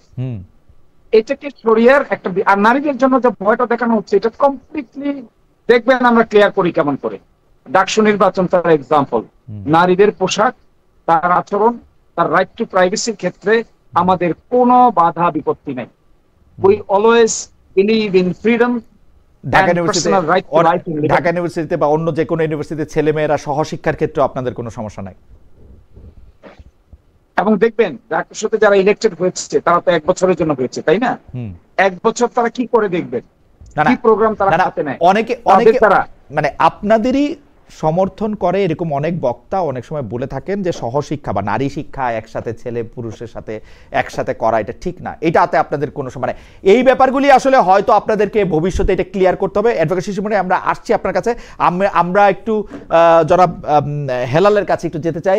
হেলাল ভাই, শিশিরমণি একদম স্পষ্ট অভিযোগ করেছেন যে বিএনপি নেগেটিভ রাজনীতি করছে সে, এবং সেই নেগেটিভ রাজনীতির থেকে বেরিয়ে না আসতে পারলে সেইটা আপনাদের জন্য খারাপ হবে। আমার একজন বন্ধু আপনার কাছে প্রশ্ন করেছেন, কোরআন সুন্নাহ মানতেই হবে মুসলিম হলে, তাহলে কি ছাত্রদলে বিএনপিতে কেউ মুসলমান নাই? তাদের মধ্যে আসলে পর্দা পুশিদা ঈমান আকীদা সেটাই বা কতটুকু? আপনি কি নিজেকে মুসলমান মনে করেন কিনা, ইসলামের আদর্শে থাকা একজন মানুষ মনে করেন কিনা? আপনার, যাই হোক, এটা আপনি উত্তর দিলে দিতে পারেন, না দিতে পারলে আমি একজন গর্বিত মুসলমান। হ্যাঁ, প্রথম বক্তব্য হলো আমি একজন গর্বিত মুসলমান। হ্যাঁ, কিন্তু এবং আমি যে রাজনীতিটা করি সেই রাজনীতির আগে আমি ইসলামের এই ভাষাটা ব্যবহার করছি না, অর্থাৎ ইসলামকে আমি এক্সপ্লয়েট করে আমি রাজনৈতিক বা অন্য কোনো বেনিফিট নিতে চাচ্ছি না। ইসলামের সাথে আপনার পলিটিক্যাল স্বার্থে ইসলামের বিভিন্ন আকীদাকে কম্প্রোমাইজও করতে চাচ্ছি না। ইসলামের একমাত্র সোর্স কোরআন সুন্নাহ আমি অবশ্যই মানি এবং সেইভাবে মেনে চলার জন্য চেষ্টা করি। ভুল ত্রুটি আমার হয়, কিন্তু আমি ইসলামকে এক্সপ্লয়েট করি না। এখন বক্তব্য যে বিএনপির নাকি ভুল রাজনীতি, তাহলে শিশিরমণির আপনার তো বিএনপির কি কি করা উচিত এ ব্যাপারে একটা নির্দেশনামা দেওয়া উচিত। যেমন আপনি ইসলামের সোল এজেন্ট হলেন, যে ইসলাম কিভাবে শরিয়া ইমপ্লিমেন্ট হবে, কোনটা ইসলাম না। আপনারা যে নেগেটিভ পলিটিক্সটা করলেন, দেখেন যে আপনি এই আমাদের জুলাই মুভমেন্ট কি কনস্টিটিউশনকে ডিস্ট্রয় করে দেওয়ার জন্য হয়েছিল? Not to create any new constitution. নতুন কোন সংবিধান তৈরি করার জন্য কি জুলাই মুভমেন্ট হলো? তাহলে আপনারা ভুল রাজনীতিটা করলেন কি, যে জুলাই মুভমেন্ট কি আপনারা বলছেন নতুন একটা, কিন্তু আমি যদি অন্যভাবে প্রশ্ন করি হেলাল ভাই, জুলাই মুভমেন্ট কি আসলে কনস্টিটিউশনটাকে আপহোল্ড করার জন্যই হয়েছিল? জুলাই মুভমেন্টটা হয়েছিল to alter the government, to alter the fascism, not to substitute the constitution, not to create a new constitution. এবং এরকম কোন ম্যান্ডেট যখন অনগোয়িং জুলাই অভ্যুত্থান যখন চলে, তখন এরকম কোন ম্যান্ডেটও আপনার ছিল না যে আপনি একটা নতুন কনস্টিটিউশন তৈরি করবেন। আরেকটা কথা, আপনারা এখন বলছেন যে এই সরকারের বৈধতা নিয়ে অনেক কথা বলছেন। আপনারা যদি আজকে এই সরকারকে অবৈধ বলেন, তাহলে কি হাসিনার পালে বাতাস দিচ্ছেন না? আপনারা ভুল রাজনীতি করছেন না? ফ্যাসিবাদ যেখানে কলকাতার থেকে বলছে যে ডক্টর ইউনূসের নেতৃত্বে কোনো নির্বাচন হতে দেওয়া হবে না, সেই একই বয়ান আপনারা রাজপথে যায় দিচ্ছেন যে পিআর না হলে নির্বাচন হতে দেওয়া হবে না, বিভিন্ন দাবি দেওয়া না মানলে নির্বাচন হতে দেওয়া হবে না। তাহলে হাসিনার যে বয়ান যে ইউনূসের নেতৃত্বে নির্বাচন হবে না, সে একই কথা বলছেন। এখন আবার বলছেন তত্ত্বাবধায়ক সরকারের কোশ্চেন করছেন। আপনি একবার ভাবুন, যদি তত্ত্বাবধায়ক সরকারকে আবার গঠন করতে হয়, বাংলাদেশ কি ভয়াবহ পরিস্থিতির মধ্যে যাবে। অতএব আপনারা অতীতে যে ভুল রাজনীতি করেছেন, এখনো সেই ভুল রাজনীতি করছেন। আপনারা অতীতে বহুবার ভুল রাজনীতি করেছেন, আমি এগুলো রেফারেন্স দিচ্ছি, এখন আবার সেই ভুল রাজনীতি করছেন। জামাত ইসলামের রাজনীতিটা আমরা এক পাশে সরায় রাখি, কিন্তু বিএনপি বাংলাদেশের সবচেয়ে বড় রাজনৈতিক দল। আওয়ামী লীগ যদি নির্বাচনে অংশগ্রহণ না করে, তাহলে বিএনপিরই সবচেয়ে বেশি, তৃণমূলের সবচেয়ে বেশি সমর্থক আছে, সবচেয়ে বেশি লোক আছে, সেইটা আসলে আমরা অনেকেই বুঝি। কিন্তু বিএনপি যে ক্ষমতায় আসার আগেই বিভিন্ন স্থানে ক্ষমতার যে তেজ, সেই তেজ দেখানো শুরু করেছে, সেই দুর্নীতির জায়গা থেকে। জি, আমি প্রথম রেসপন্স করব। আমার ভাই বলেছেন যে আমার বলে দেওয়া উচিত বিএনপির কি করা উচিত, এরকম লিস্ট দেওয়া উচিত। লিস্ট তো দিয়েছি আমরা, এই লিস্টে তো ঐকমত্য কমিশনে অ্যাকসেপ্টেড হয়েছে। আমরা সকলে মিলেই তো বলেছিলাম যে আমাদের সকলের কি কি করা উচিত, এবং কি কি করা উচিতের উপর ভিত্তি করে একটা জুলাই সনদ প্রস্তুত হয়েছিল। যখন বাস্তবায়নের প্রশ্ন আসলো, তখন বিএনপি কেন তা শুরু করলো, এটা আমাদের কাছে রহস্যজনক মনে হয়। কি বুঝে শুরু করেছে, না বুঝে শুরু করেছে, নাকি বেশি বুঝে শুরু করেছে? এই প্রশ্নটি আমি ঐকমত্য কমিশনের আর্গুমেন্টে বারবার উপস্থাপন করেছি যে নো, বিএনপি ইমপ্লিমেন্টেশন করার ক্ষেত্রে পিছপা কেন? ঐকমত্য তো হয়েছে, তালিকা তো ঠিক হয়ে গেছে। আমি একটা প্রশ্ন করতে চাই, নিম্নকক্ষের পিআর এর প্রশ্ন তো কোনো আলাপেই ছিল না, আপনারা এটা ইনভেন্ট করলেন, বিভিন্ন জায়গায় বলতে থাকলেন, এটা নিয়ে এখন একটা আন্দোলন করবেন, এটা কেন? আমি একটু অ্যাডভোকেট শিশিরমণির কাছে জানতে চাই, এটা কেন, মানে হঠাৎ করে এই নিম্নকক্ষের পিআরটা কেন আসলো? আমি জবাব দিচ্ছি আপনাকে। জি, আপনি দেখেন, দ্বিকক্ষ বিশিষ্ট পার্লামেন্টের প্রস্তাব কিন্তু প্রথম বিএনপি তুলেছিল। ঐকমত্য কমিশনে যখন দ্বিকক্ষ বিশিষ্ট পার্লামেন্টের প্রস্তাব উঠেছে, তখন ঐকমত্য কমিশন বলল একটা উচ্চ কক্ষ হবে যার সদস্য সংখ্যা হবে 105 জন, আর একটা নিম্ন কক্ষ হবে। উচ্চ কক্ষ হবে পিআর সিস্টেম, আর নিম্ন কক্ষ হবে আগের মতোই। তো সেখানে উচ্চ কক্ষ যখন পিআর সিস্টেমের কথা আসলো, তখন বিএনপি দ্বিকক্ষ বিশিষ্ট পার্লামেন্টে এগ্রি করলো, কিন্তু উচ্চ কক্ষে যখন পিআর এর প্রশ্ন আসলো, তারা তার নোট অফ ডিসেন্ট দিল। তারা বলল উচ্চ কক্ষেও তারা এই পিআর সিস্টেম মানতে রাজি না। সকলেই একমত হলো এক্সেপ্ট বিএনপি উচ্চ কক্ষের পিআর সিস্টেম নিয়ে। দেখুন যে উচ্চ কক্ষ নিম্ন কক্ষের প্রস্তাব তারা দিয়েছে, সেখান থেকেই তারা পিআর সিস্টেমে আর যেতে চায় না। অথচ ঐকমত্য কমিশন রুলিং দিয়ে দিল, রুলিং দিয়ে বলল যে 105 জনের মধ্যে 100 জন হবেন পিআর সিস্টেমে, আর 5 জন প্রেসিডেন্ট অ্যাপয়েন্টমেন্ট দিবেন। আমরা সকলে এগ্রি করে গেলাম। আমি কেন বলছি বিএনপি নেগেটিভ রাজনীতি করছে, সেই এগ্রিমেন্ট থেকেও কিন্তু বিএনপি সরে গেছে। আরেকটা ইন্টারেস্টিং বিষয় এখানে দেখেন, এগেইনস্ট দ্য গভর্নমেন্ট। আমি বিএনপির ব্যাপারটা বুঝতে পারি অ্যাডভোকেট শিশির মনির, আমি বিএনপির ব্যাপারটা বুঝতে পারি। আপনি তো আমাকে জামাতে ইসলামের ব্যাপারটা বুঝায় বলেন তো। জামাতে ইসলামী কিন্তু নিম্নকক্ষে পিআর এর কথা বলে নাই। এখন বিএনপি যেহেতু উচ্চকক্ষে পিআর এর ব্যাপারে একটু তালবাহানা করলো, সেজন্য আপনারা নিম্নকক্ষেও পিআর চাইতে শুরু করলেন এবং এইটারেও সব আলোচনার মধ্যে নিয়ে আসতে থাকলেন। এটা কারণ উচ্চকক্ষের পিআর এর ব্যাপারে শুধু তালবাহানা করে নাই, এখানে মূল ইস্যু কিন্তু মহিউদ্দিন ভাই ভিন্ন। কি সেটা? জুলাই সনদটা নিশ্চয়ই আপনি পড়েছেন, সর্বশেষ আপডেটেডটা। জি, পড়লে দেখবেন এখানে যে কয়টা পয়েন্টে একমত হয়েছে, তার মধ্যে একটা ছিল 10 বছরের বেশি কেউ প্রাইম মিনিস্টার হতে পারবে না। হ্যাঁ, আরেকটা ছিল হলো যিনি দলের প্রধান হবেন তিনি হাউসের প্রাইম মিনিস্টার হতে পারবেন না। তারপরে একটা ছিল উচ্চকক্ষ নিম্নকক্ষ হবে, উচ্চকক্ষে পিআর হবে, নিম্ন কক্ষে পিআর হবে না। তার মধ্যে একটা ছিল ডেপুটি স্পিকার হবে বিরোধী দল থেকে। আর বিএনপির মধ্যে কোনটা মানে নাই? বিএনপির মধ্যে কোনটা মানে নাই? বিরোধী দল থেকে বিএনপির মধ্যে কোনটা মানতেছে? দেখুন, একটাও তারা এখন ইমপ্লিমেন্ট করতে চায় না। তারা বলে যে এইভাবে তারা নতুন নির্বাচন হবে, পার্লামেন্ট হবে, এই নির্বাচন আগে এটা ইমপ্লিমেন্ট কেমনে করবে অ্যাডভোকেট শিশির মনির? এই নির্বাচন আগে এটা ইমপ্লিমেন্ট করবে কেমনে? আপনি আমারে বলেন না, এটা মাঠে বলা সহজ। এই নির্বাচন আগে এটা কেমনে করবে? আপনি কিন্তু আপনার 100 বক্তৃতা আমি শুনি, সেটার মধ্যে আপনি বলেন আমি জানুয়ারি মাসে ইলেকশন চাই। জানুয়ারিতে না, 2028 জানুয়ারিতে ইলেকশন করলো, এর একটা ইমপ্লিমেন্ট করলো আপনি করতে পারবেন। আপনি আমার টাইমলাইন দেখান সব করে। আমি আপনাকে টাইমলাইন দিয়ে দিচ্ছি, প্লিজ নোট মাই টাইমলাইন। হ্যাঁ, যে আমি নোট করতেছি। যেভাবে please note down. I request you to note down as a senior brother. I request you to note down my points. I'm noting down. I'm following your suit. The first point, ঐক্যমত্য কমিশনের ইমপ্লিমেন্টেশনের বৈঠকে 6টা প্রস্তাব উপস্থাপন করা হয়েছে। সর্বশেষ সেখানে প্রধান উপদেষ্টাও হাজির ছিলেন। ফার্স্ট প্রস্তাব ছিল, যেদিন আমাদের সঙ্গে প্রথম ঐক্যমত্য কমিশন ইন্ডিভিজুয়ালি আলাপ করে, সেপারেট পলিটিক্যাল পার্টির সঙ্গে প্রথম কথা বলে, এটি আজ থেকে প্রায় 7 মাস আগে, সেইখানে তারা 6টা অপশন দিয়েছিলেন যে এই ইমপ্লিমেন্টেশনটা হবে নির্বাচনের আগে রেফারেন্ডামের মাধ্যমে, অথবা হবে একটি বিশেষ সাংবিধানিক আদেশ জারি করে, অথবা হবে একটি প্রক্লেমেশনের মাধ্যমে, অথবা হবে কনস্টিটিউয়েন্ট অ্যাসেম্বলি গঠনের মাধ্যমে, অথবা হবে নতুন সংসদ আসার পরে সংসদের মাধ্যমে। এই 6টা প্রপোজাল নিয়ে আলাপ করে সর্বশেষ এই 6টার মধ্যে কে কোনটার পক্ষে আছেন আমাদেরকে প্রস্তাব পাঠানো হয়, আমরা জবাব দিই। আমরা বলেছি যেহেতু যে জিনিসগুলোতে আমরা এগ্রি করলাম, এখানে basic structure of the constitution change করার মতো কিছু প্রপোজাল আছে, আমরা এগ্রি করেছি। সেই জন্য আমরা বলেছিলাম basic structure of the constitution সংবিধান অ্যামেন্ড করে পরিবর্তন করা যায় না। এটা করার 2টো রাস্তা আছে। তার মধ্যে প্রধানতম গুরুত্বপূর্ণ রাস্তা হলো কনস্টিটিউয়েন্ট অ্যাসেম্বলি গঠন করে যখন এটা করা হয় তখন basic structure can be altered. একটা প্রপোজাল আছে ওখানে যে হাইকোর্টের 6টা বিভাগ আবার বিভাগে চলে যাবে। আপনি জানেন হাইকোর্টের 6টা বিভাগ হয়েছিল, 8th অ্যামেন্ডমেন্ট মামলায় সেটা আনকনস্টিটিউশনাল ডিক্লেয়ার হয়েছে। ঐকমত্য কমিশনে ডিক্লেয়ার করা হয়েছে ডিসেন্ট্রালাইজেশন অফ হায়ার জুডিশিয়ারি, যেখানে 6টা আবার নিজ নিজ বিভাগে চলে যাবে। অ্যাডভোকেট শিশির মনির, এই ব্যাপারগুলো আমি মোটামুটি জানি।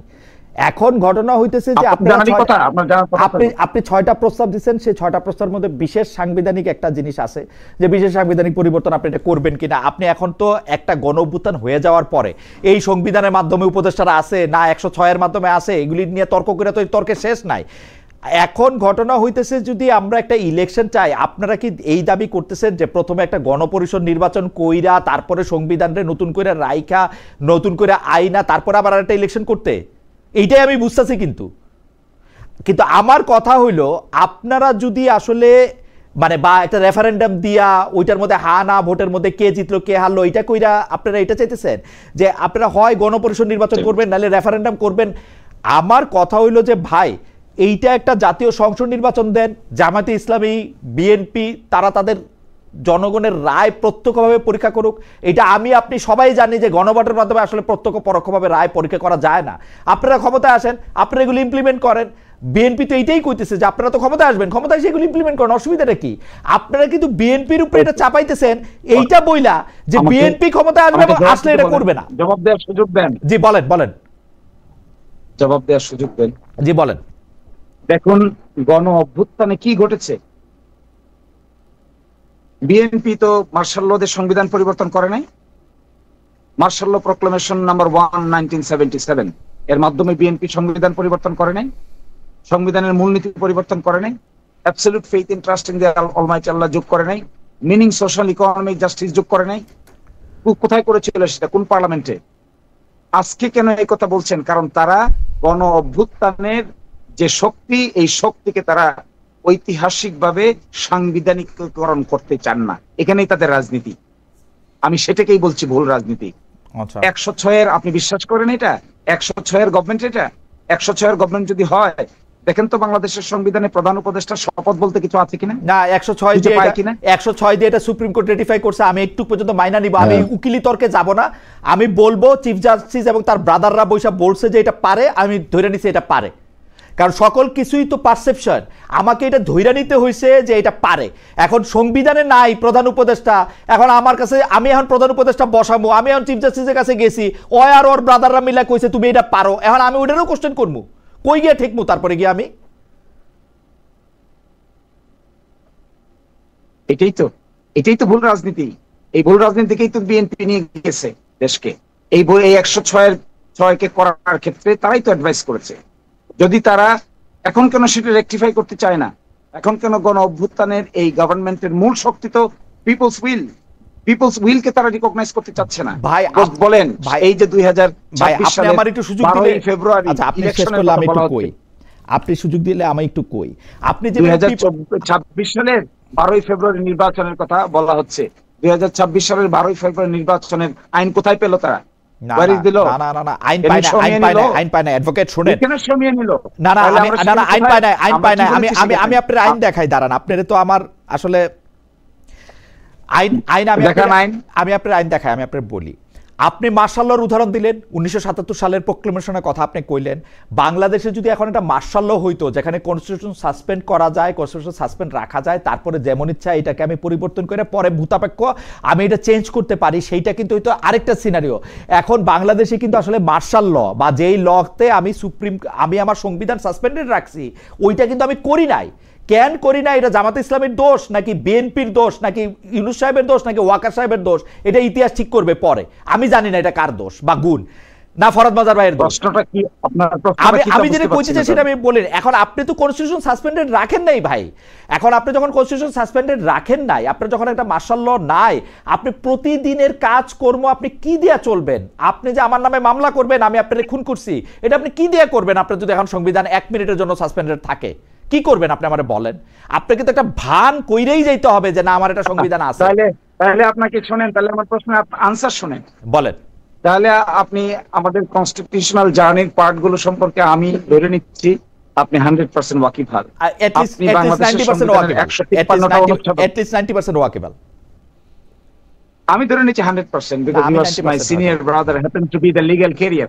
153 কনস্টিটিউশনাল প্রভিশনের মধ্যে একটু কনস্টিটিউশনটা খুলে একবার বসেন, আমরা বারবার বসেছি।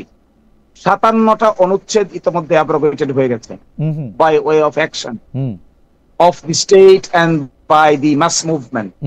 জনগণের পাওয়ারকে রিকগনাইজ করা ছাড়া আগামীতে বিএনপি কেন সকল রাজনৈতিক দলের সামনে জনগণের কনস্টিটিউয়েন্ট পাওয়ারকে রিকগনাইজ করা ছাড়া বাকি যত আর্গুমেন্ট করা হবে সবই গুজামিলের আর্গুমেন্ট। যদি এই গুজামিলটা রেখে সামনের দিকে অগ্রসর করা হয়, আমাদের কনসার্নটা দেখেন ভাই, আমাদের কনসার্নটা not to create any obstacle in holding general elections. আমাদের কনসার্ন হলো আমরা জানুয়ারিতে নির্বাচন চাই, আমরা ডিসেম্বরে নির্বাচন চাই, আমরা ফেব্রুয়ারি 12 তারিখে নির্বাচন চাই, আমরা 48 ঘন্টার ভিতরে এই কমপ্লেক্সিটি দূর করে ফেলা সম্ভব। এই কমপ্লেক্সিটি আগামী 72 ঘন্টার ভিতরে দূর করে ফেলা সম্ভব। 72 ঘন্টার ভিতরে দূর করে কেমনে এটা একটু বলেন তো, এটা problem solve, let's proceed further. Where is the problem? Further proceed বলতে যে মানে আমরা কি এখন কনস্টিটিউশনটাকে উইথেল রাখবো, কি করব এখন? কিছুই করবেন না, আপনি কনস্টিটিউশনের অতীতে যা করেছেন তাই করবেন। আপনি সফার প্র্যাকটিকেবল জুলাই সনদের যে কয়টা বিধানের সঙ্গে সংবিধান সাংঘর্ষিক আছে, এই কটা বিধানের উপর জুলাই সনদকে সুপ্রিমেসি দিবেন। That is done.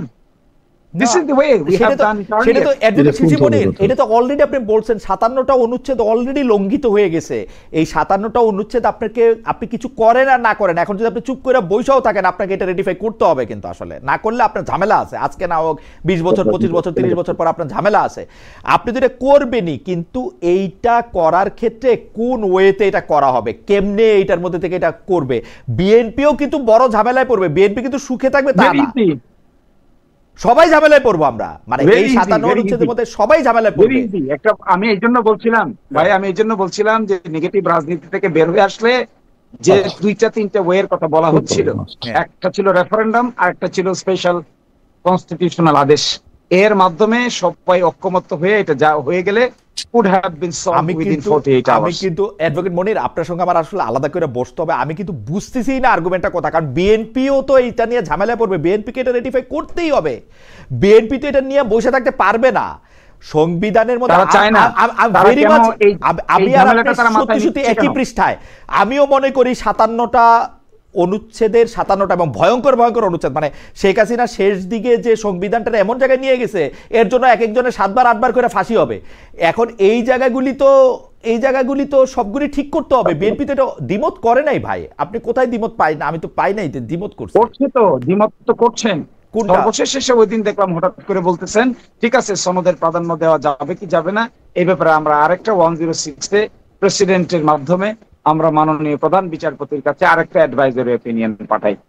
আবার মাথায় বিএনপির আর্গুমেন্ট হলো we are within the constitution, কিন্তু কনস্টিটিউশন যে অ্যাব্রোগেট হয়ে গেছে, কনস্টিটিউশন যে ইতোমধ্যে 57টা, এটা কি তাদের জন্য ডেঞ্জার না?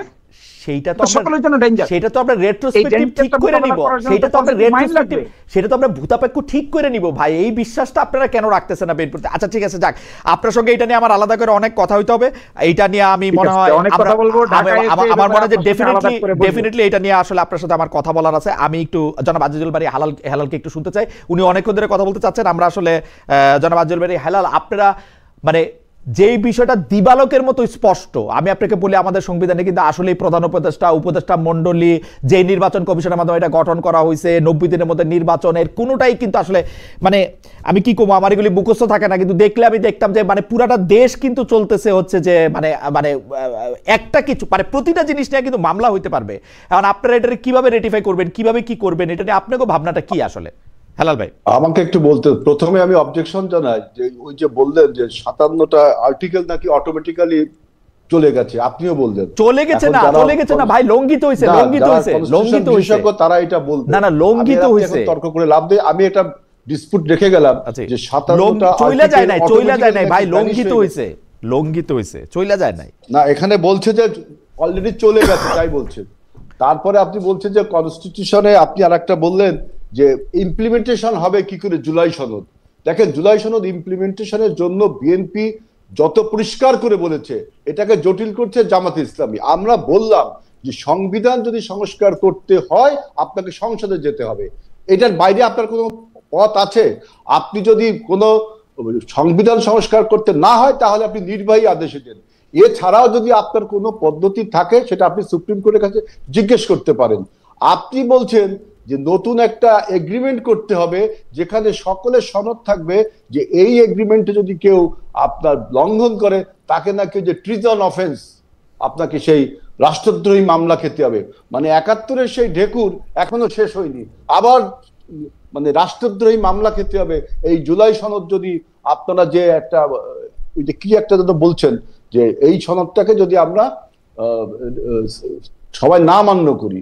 আমরা বিএনপি 3টা পথ দেখালাম, আপনি যদি এখন অন্য কোনো পথ দেখান যে এই পথে আপনার জুলাই সনদটা আপনার বাস্তবায়ন হবে, তাহলে তো আমি দেখলাম যে এক্সিস্টিং যে সংবিধান, সেই সংবিধানকে তো আপনি লঙ্ঘন করে আরেকটি সংবিধান না কিন্তু হেলাল ভাই পুরনো তোলপাড় করতে ভালো লাগে না হেলাল ভাই। বাংলাদেশে যে 15টার থেকে 20টা সংবিধান সংশোধনী হয়েছে, এগুলি কি এগুলি সবগুলির উদ্ভূত কি সংসদে? আপনারা যেগুলি বিএনপি যেগুলি করছে এগুলি কি জন্ম সংসদে? আমি যেটা বলছি, আমাদের যে আপনি যেটা বলছেন যে 77 সালে যে প্রক্লেমেশনের কথা বলছেন, তাই না, সেইটা কিন্তু রেটিফাই করে নেওয়া হয়েছে আপনার পরবর্তী সংসদে 78 সালে। এখন করেন, পরে সংসদে গিয়ে রেটিফাই করবেন, সহজ হিসাব। না এখন যদি আপনি একটা এখন কি বাংলাদেশে কি আপনার একটা কোনো বিপ্লব হয়েছে? আপনি যেটা বললেন, এখানে কি কোনো সায়েম যে মার্শাল ল জারি করেছে, সেই মার্শাল ল জারি হয়েছে? এখানে খালি মার্শাল লটা হয় না, এখানে খালি মার্শাল লটা হয় না, বিপ্লবের চেয়ে কম কি হয়েছে? প্রধানমন্ত্রী চলে গেছে, বায়তুল মুকাররমের খতিব চলে গেছে, আর কি বিপ্লব আর কি হবে? 90তেও তা হয়েছে, যেই ছাত্রের পরীক্ষা দেওয়ার কথা 2 দিন পরে সে মন্ত্রী হয়েছে, আর কি বিপ্লব হবে? এটা আপনি রেটরিকলি বলতে পারেন, যে ছাত্রের পরীক্ষা দেওয়ার কথা সে মন্ত্রী হয়েছে, এটা আপনি বিপ্লব হয়নি, এটা একটা বিসদৃশ্য কাজ হয়েছে। আমি সেটা বলছি যে আপনারা আজকে সংবিধানকে আপনারা যে বিভিন্ন রকম প্রশ্ন তুলছেন, এই বৈধতা, সরকারের বৈধতা নিয়ে সংবিধানের বিভিন্ন খুঁটিনাটি বিষয় নিয়ে তুলছে, আসলে আপনাদের উদ্দেশ্যটা কি, মতলবটা কি? মতলবটা হলো, হেলাল ভাই আমি একটু বাংলা ভাষায় বলি, অ্যাডভোকেট শিশির মনির অনেক বেশি শিক্ষিত, সেজন্য সে একটু কঠিন ভাষায় বলে, আমি বাংলা ভাষায় বলি। বাংলা ভাষাটা হইল 2024 সালের 5 আগস্টের পর থেকে আজ পর্যন্ত সংবিধানটা যদি আপনি সুপ্রিম ল ধরেন, সেই সুপ্রিম লর অনেকগুলি লঙ্ঘন আপনি অলরেডি করে ফেলছেন। কইরা ফেলতে হয়েছে আপনার উপদেষ্টা পরিষদ কইরা, প্রধান উপদেষ্টা কইরা ফেলতে হয়েছে যে রাষ্ট্র পরিচালনার বিভিন্ন জিনিস নেয়া। এখন আপনি এটা রেটিফাইটা কেমনে করবেন? এটা আপনাদের বলতে হবে তো, এটা রোড ম্যাপ বলতে হবে তো যে এটা করবেন। আপনি উদাহরণ একটা বলুক, আমরা তো বললাম যে 106 এর বিনিময়ে আমরা একটা অন্তর্বর্তীকালীন সরকার পেয়েছি, এবং অন্তর্বর্তীকালীন সরকারের মেয়াদ নিয়ে আপনারা একটা প্রশ্ন তুলতে পারেন, কিন্তু দেখবেন জুলাই সনদে কিন্তু লেখা আছে যে পরবর্তী সংসদ এই ডক্টর ইউনূস সরকারকে সাংবিধানিক বৈধতা দিবে। আপনি এটা খুবই একটা ইন্টারিম ব্যবস্থাপনা হেলাল ভাই। 106 কেন? বাংলাদেশের সুপ্রিম কোর্টের পিপলের হয়ে অর্ডার দেওয়ার কোনো ক্ষমতাই নাই, এই এখতিয়ারই নাই। উনি যে বলল জনগণের অভিপ্রায়, 106 আমি 7 বার আলট্রা ভাইরাস চ্যালেঞ্জ করতে পারি, এখনই চ্যালেঞ্জ করতে, যখন হবে তখন সেই জন্যই তো সংসদ, সেই জন্যই তো আপনাদের রোড ম্যাপ দিতে লাগবে তো আপনার। হ্যাঁ, সেই জন্য আপনি সংসদে সে কথাগুলো বলা হবে, আপনি সেই পর্যন্ত ওয়েট করেন, আপনি একমত হন, সংসদে তো যাইবেনই, আপনি করবেনই তো। এখন এটা আমি যাব বলে সে কথা বলছি না, যে আপনি এখনই যে অ্যামেন্ডমেন্ট করার যে প্রপোজাল গুলো দিচ্ছেন, বা আপনি যে আপনার সব সংস্কার বাস্তব এখনই করতে হবে, সেটা কিভাবে করবেন তার একটা রোডম্যাপ আপনি দেন, সেটা আপনি একটা দেন। আমরা তো বললাম যদি 106 চ্যালেঞ্জ হয়, তাহলে যখন হবে তখন আমরা এইসব নিয়ে ভাববো। এখন তো আমাদের সামনে সবচেয়ে গুরুত্বপূর্ণ বিষয় যে আপনার ফ্যাসিবাদের যে পদধ্বনি, ফ্যাসিবাদের যে বয়ান, আমাদের নির্বাচনকে বানচাল করার যে বয়ান, সেইটাকে আমার মনে হয় হেলাল ভাই আমরা সবাই এক জায়গাতেই আসি, অনেক অকারণেই হলো অনেক বিষয়গুলির মধ্যে অনেক মানে দূরত্ব সৃষ্টি হয়, আমরা এই দূরত্বগুলি কমাইতে চেষ্টা করব। অ্যাডভোকেট শিশির মনির যদি আমাদেরকে শুনতে পারতে থাকেন বা বলতে পারতে থাকেন, আমাদেরকে একটু শেষ কথা বলেন। হেলাল ভাই একদম স্পষ্ট বলেছেন যে এই কারণে এটা হইতেছে না এবং এটাকে নেগেটিভ রাজনীতি বলতেছে। আপনি যদি 2টা লাইন একটু বলেন, আমরা আজকে অনুষ্ঠান শেষ করব। অনেক আমি 2টা লাইন বলছি। তিনি বলেছেন যে বাংলাদেশে কি মার্শাল ল হয়েছে? হ্যাঁ, বাংলাদেশে যা হয়েছে 5ই আগস্ট তা মার্শাল লর চাইতেও শক্তিশালী ঘটনা ঘটেছে সাংবিধানিকভাবে। আর দ্বিতীয় বলেছেন মতলবটা কি? মতলবটা আমার হেলাল ভাইদেরকে আমরা সংরক্ষণ করতে চাই, কনস্টিটিউশনালি প্রোটেকশন করতে চাই, সকলকেই প্রোটেকশন দিতে চাই। আমরা চাই রাষ্ট্র আরো প্রোটেক্টেড হোক এবং কনস্টিটিউশনালি এবং লিগ্যালি আরো ভায়াবল হোক, এটাই আমাদের মতলব। এর বাইরে যদি মতলব কোনো কিছু বিএনপি বা যে কোনো রাজনৈতিক দল খোঁজেন, এটার মতলব থাকবে না, এটা কুমতলবে পরিণত হবে। এখানেই আমার কথা শেষ। আমার মনে হয় আপনাকে অনেক ধন্যবাদ অ্যাডভোকেট শিশির মনির, অনেক ধন্যবাদ হেলাল ভাইও। হেলাল ভাই কি কিছু, হেলাল ভাই আপনি শিশির মনির, অ্যাডভোকেট শিশির মনির যথেষ্ট পরিমাণে হাসছেন, আপনাকে একটু কি জানি বলে একটু রাগ মনে হচ্ছে, আপনি এক লাইন বলে হেসে দর্শকদের উদ্দেশ্যে আমাদের অনুষ্ঠান শেষ করতে পারেন। আমরা আপনার আমি বলতে চাই শিশির মনিরের উদ্দেশ্যে যে ইসলামের অপব্যবহার কিন্তু বাংলাদেশের মানুষ মেনে নেবে না। দ্বিতীয় হলো হাসিনার বয়ানকে প্রতিষ্ঠা করবার জন্য পতিত ফ্যাসিবাদকে বাবা। আচ্ছা, এটা বলে আপনি খুশি হয়েছেন হেলাল ভাই, আপনাকে অনেক ধন্যবাদ। অ্যাডভোকেট শিশির মনির কাছে আপনাকে অনেক ধন্যবাদ। অনেকগুলি বিষয় নিয়ে আজকে আমরা কথা বলেছি। অ্যাডভোকেট শিশির মনির, জনাব আজিজুল বারী হেলাল, আপনাদের দুজনকে অনেক ধন্যবাদ। অনেক দর্শক আমাদের সঙ্গে ছিলেন, অনেক বিষয়ে অনেক মন্তব্য করেছেন, তাদেরকেও ধন্যবাদ জানিয়ে আজকের মতো অনুষ্ঠান এখানেই শেষ করছি। ধন্যবাদ আপনাদের সবাইকে।